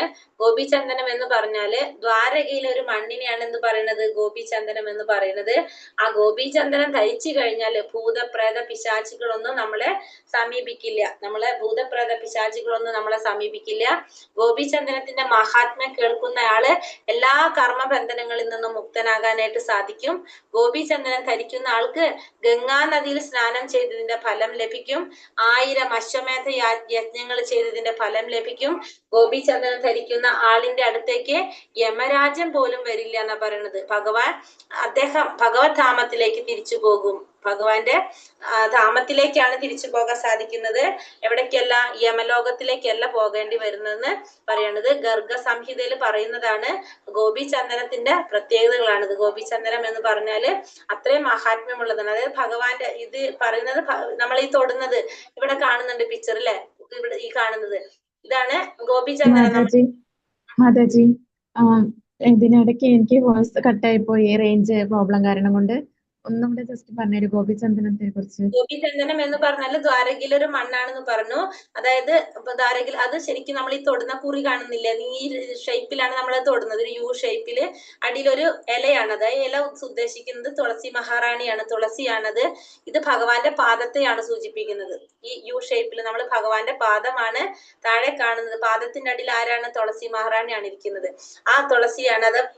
ഇത് നമ്മളെ നെറ്റിൽ നമ്മൾ തൊട്ട് കഴിഞ്ഞാല് ഭൂതപ്രേത പിശാചുകൾ നമ്മളെ സമീപിക്കില്ല. ശരിക്കും 12 സ്ഥാനങ്ങളിലാണ് നമ്മൾ ശരീരത്തില് ഈ ഗോപീചന്ദനം ധരിക്കുന്നത്. ഇത് തൊട്ട് കഴിഞ്ഞാൽ നമ്മളെ ഭൂതപ്രേത പിശാചുകൾ സമീപിക്കുന്നില്ല. ഇതിന്റെ മഹാത്മ്യങ്ങൾ കേൾക്കുന്ന വ്യക്തിക്ക് തന്നെ, കേൾക്കുന്ന ആൾക്ക് പോലും കർമ്മബന്ധനങ്ങളിൽ നിന്ന് മുക്തനാകാനായിട്ട് സാധിക്കും. ഗോപീചന്ദനം ധരിക്കുന്ന ആൾക്ക് ഗംഗാ നദിയിൽ സ്നാനം ചെയ്തതിന്റെ ഫലം ലഭിക്കും. 1000 അശ്വമേധ യജ്ഞങ്ങൾ ചെയ്തതിന്റെ ഫലം ലഭിക്കും. അപ്പൊ ഗംഗാ നദിയിൽ സ്നാനം ചെയ്ത ഫലമാണ്. അത്രയും വിശേഷമാണ് എന്ത് ഗോപീചന്ദനം ധരിക്കാന്ന് പറയുന്നത്. പിന്നെ 1000 അശ്വമേധ യജ്ഞങ്ങൾ ചെയ്തതിന്റെ ഫലം ലഭിക്കും. പിന്നെ ഇത് ധരിച്ചു കഴിഞ്ഞാൽ അവിടെ ആര് വരില്ല? യമരാജൻ പോലും വരില്ല എന്നാ പറയണത്. ഭഗവത് ധാമത്തിലേക്ക് അദ്ദേഹത്തിന് തിരിച്ചു പോകാൻ സാധിക്കും. ധരിച്ച വ്യക്തിക്ക് ഭഗവാന്റെ ധാമത്തിലേക്കാണ് തിരിച്ചു പോകാനായിട്ട് സാധിക്കുന്നത്. അത്രയും പ്രധാനപ്പെട്ട അവിടെ ഒരു മണ്ണാണ്. അത് ഭയങ്കര സോഫ്റ്റ് ആയിട്ടുള്ള പഞ്ഞി പോലത്തെ ഒരു മണ്ണ് നമുക്ക് പറയാം. അവിടെ വൃന്ദാവനത്തിലൊക്കെ പോയവർക്ക് അറിയാൻ സാധിക്കും. അവിടെ ചവിട്ടുമ്പോ തന്നെ നമുക്ക് പഞ്ഞിമേൽ ചവിട്ടുന്ന പോലെയാണത്. ഹരേ കൃഷ്ണ കൃഷ്ണ കൃഷ്ണ ഹരേ ഹരേ, ഹരേ രാമ രാമ രാമ ഹരേ ഹരേ. വഞ്ചാകൽപത രൂപേശ കൃപാ സിന്ധോഭ്യവച പതിതാനാം പാവനേഭ്യോ വൈഷ്ണവേഭ്യോ നമോ നമ. അനന്തകോടി വൈഷ്ണവൃന്ദി കി ജയ്, ശ്രീല പ്രഭുപാദ് കി ജയ്, ഗുരുദേവ് കി ജയ്, നിതായ് ഗൗരപ്രമാനന്ദേ ഹരിഹരി പോൽ. ഹരേ കൃഷ്ണ. എല്ലാവർക്കും നന്ദി. ക്വസ്റ്റ്യൻ ആൻസർ നോക്കാം നമുക്ക്. ചോദ്യം ഉണ്ടായിരുന്നു?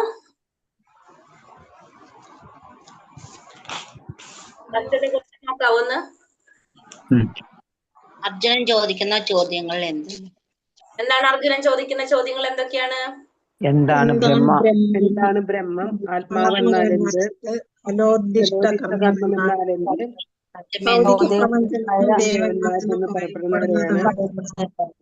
ആരാണ് യജ്ഞദേവത? മരണവേളയിൽ അറിയാൻ കഴിയും.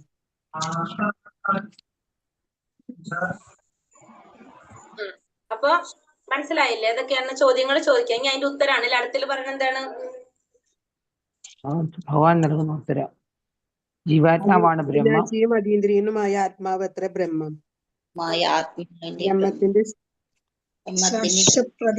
പ്രകൃതിയാണ് അധ്യാത്മം. പ്രവർത്തനങ്ങളാണ് കാമ്യകർമ്മങ്ങൾ. വികാസത്തിന് വേണ്ടി പ്രവർത്തനങ്ങളാണ് കർമ്മങ്ങൾ. ബ്രഹ്മം എന്ന് വെച്ചാൽ ഒരിക്കലും നശിക്കാത്ത ജീവാത്മാവിനെ ബ്രഹ്മം എന്ന് പറയും. പിന്നെ ബ്രഹ്മത്തിന്റെ സ്വഭാവത്തെ ആധ്യാത്മം എന്ന് പറയും. ജീവാത്മാവ് അതിന്റെ ശരീരം വേണ്ടി ചെയ്യുന്ന പ്രവർത്തനങ്ങളാണ് കാമ്യകർമ്മങ്ങൾ. പിന്നെ അതിഭൂതം. അതിഭൂതം ഭൗതിക പ്രപഞ്ചത്തിന്റെ ഭൗതിക പ്രകൃതിയാണ് അതിഭൂതം എന്ന് പറയുന്നത്. അതിയജ്ഞം എന്ന് പറഞ്ഞാൽ ആരാണ്? ഭഗവാന്റെ പരമാത്മാവ്. അതിയജ്ഞം എന്ന് പറയുന്നത്. അതിദൈവം എന്ന് പറഞ്ഞാൽ പരമാത്മാവ് അതിയജ്ഞം. പിന്നെ അത് കഴിഞ്ഞിട്ട് അതിദൈവം എന്ന് പറഞ്ഞാലോ ഭഗവാന്റെ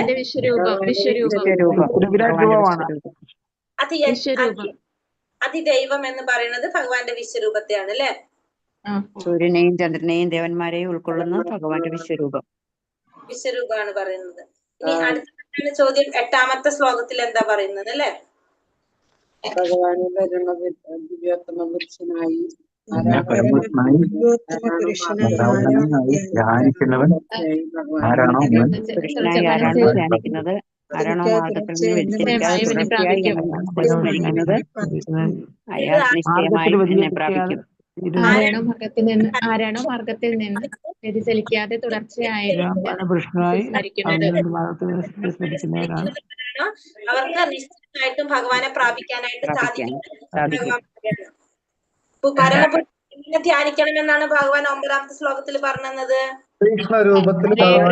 അതിപുരുഷനും ആദിപുരുഷനും സർവ്വനിയന്ത്രിതനും സകലത്തിന്റെ പരിപാലകനും അചിന്ത്യരൂപനും ഭൗതിക പ്രീതിക്ക് അതീതനും ആദിത്യ തേജസ്വിയുമായ വ്യക്തി എന്ന നിലയിലാണ് ഭഗവാനെ ധ്യാനിക്കേണ്ടത്. വ്യക്തി രൂപത്തിലാണ് ഭഗവാൻ ധ്യാനിക്കേണ്ടത്. വ്യക്തിയായിട്ടാണ് ഭഗവാനെ ധ്യാനിക്കേണ്ടത്. എങ്ങനെയാണ് പറഞ്ഞത്? ആദിപുരുഷനാണ്, സർവ്വനിയന്താവാണ്, അണുവിനേക്കാൾ ചെറുതും സകലതിന്റെയും പരിപാലകനാണ്, ഭൗതിക അനുമാനങ്ങൾക്ക് അതീതനാണ്, അചിന്ത്യനാണ്, നമ്മുടെ ചിന്തകൾക്ക് അപ്പുറത്താണ് ഭഗവാൻ. അതുപോലെ തന്നെ ഭൗതിക പ്രകൃതിക്ക് അതീതനും ആദിത്യ തേജസ്വിയാണ്. ആദിത്യന്റെ ഒരു വ്യക്തി എന്ന നിലയിലായിരിക്കണം ഭഗവാനെ ധ്യാനിക്കേണ്ടതെന്ന് ഭഗവാനോട് പറയാണ്. അടുത്തതില് എനിക്ക് ഒരു അരമണിക്കൂർ കൂടുതൽ നെറ്റ് പ്രോബ്ലം ഉണ്ടായി. ഓക്കെ മാതാജി, കേട്ടാ മതി. ഒന്നും കൂടി കേട്ടാ മതി. ലിങ്ക് ഉണ്ടല്ലോ അതില്. അതെ. ഭൗതിക ലോകം എന്താണെന്നാണ് ഭഗവാൻ 15ാമത്തെ ശ്ലോകത്തിൽ പറയുന്നത്? ഭക്തിയോഗം കൊണ്ട്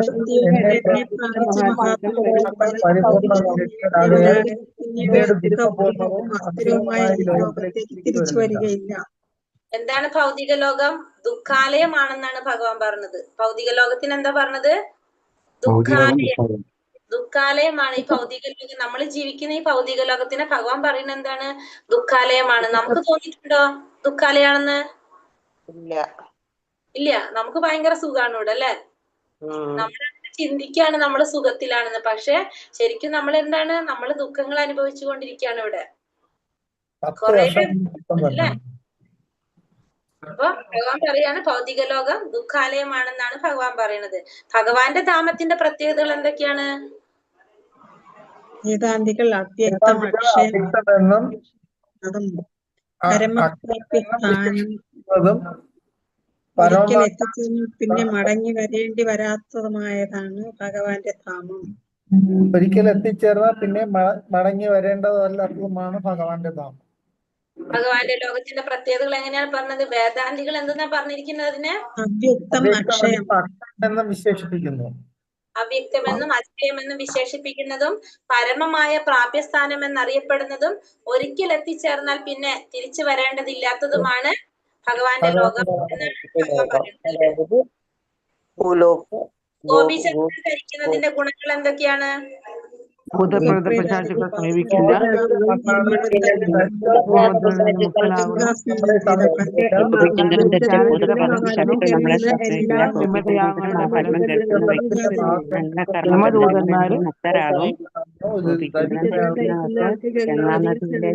അതിന്റെ ഫലം ലഭിക്കും.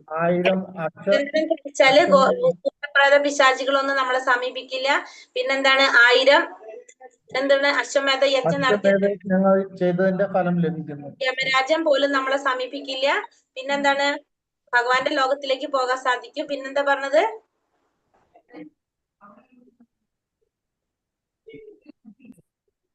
ഗംഗാ നദിയിൽ സ്നാനം ചെയ്യുന്നതിന് തുല്യമാണ്.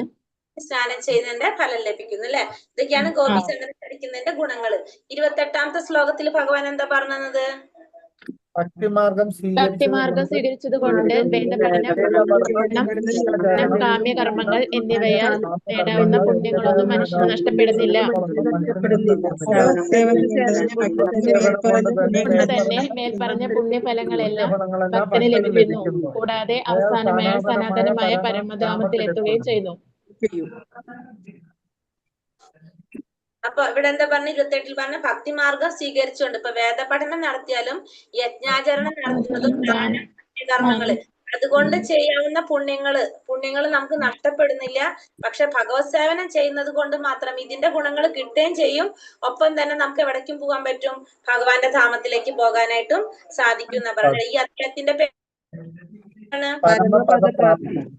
പരമപദപ്രാപ്തി. 7 മുതൽ 12 വരെയുള്ള അധ്യായങ്ങൾ ഏത് യോഗത്തിലാണ് വരുന്നത്? ഭക്തിയോഗം ഭക്തി യോഗത്തിലാണ് വരുന്നത്.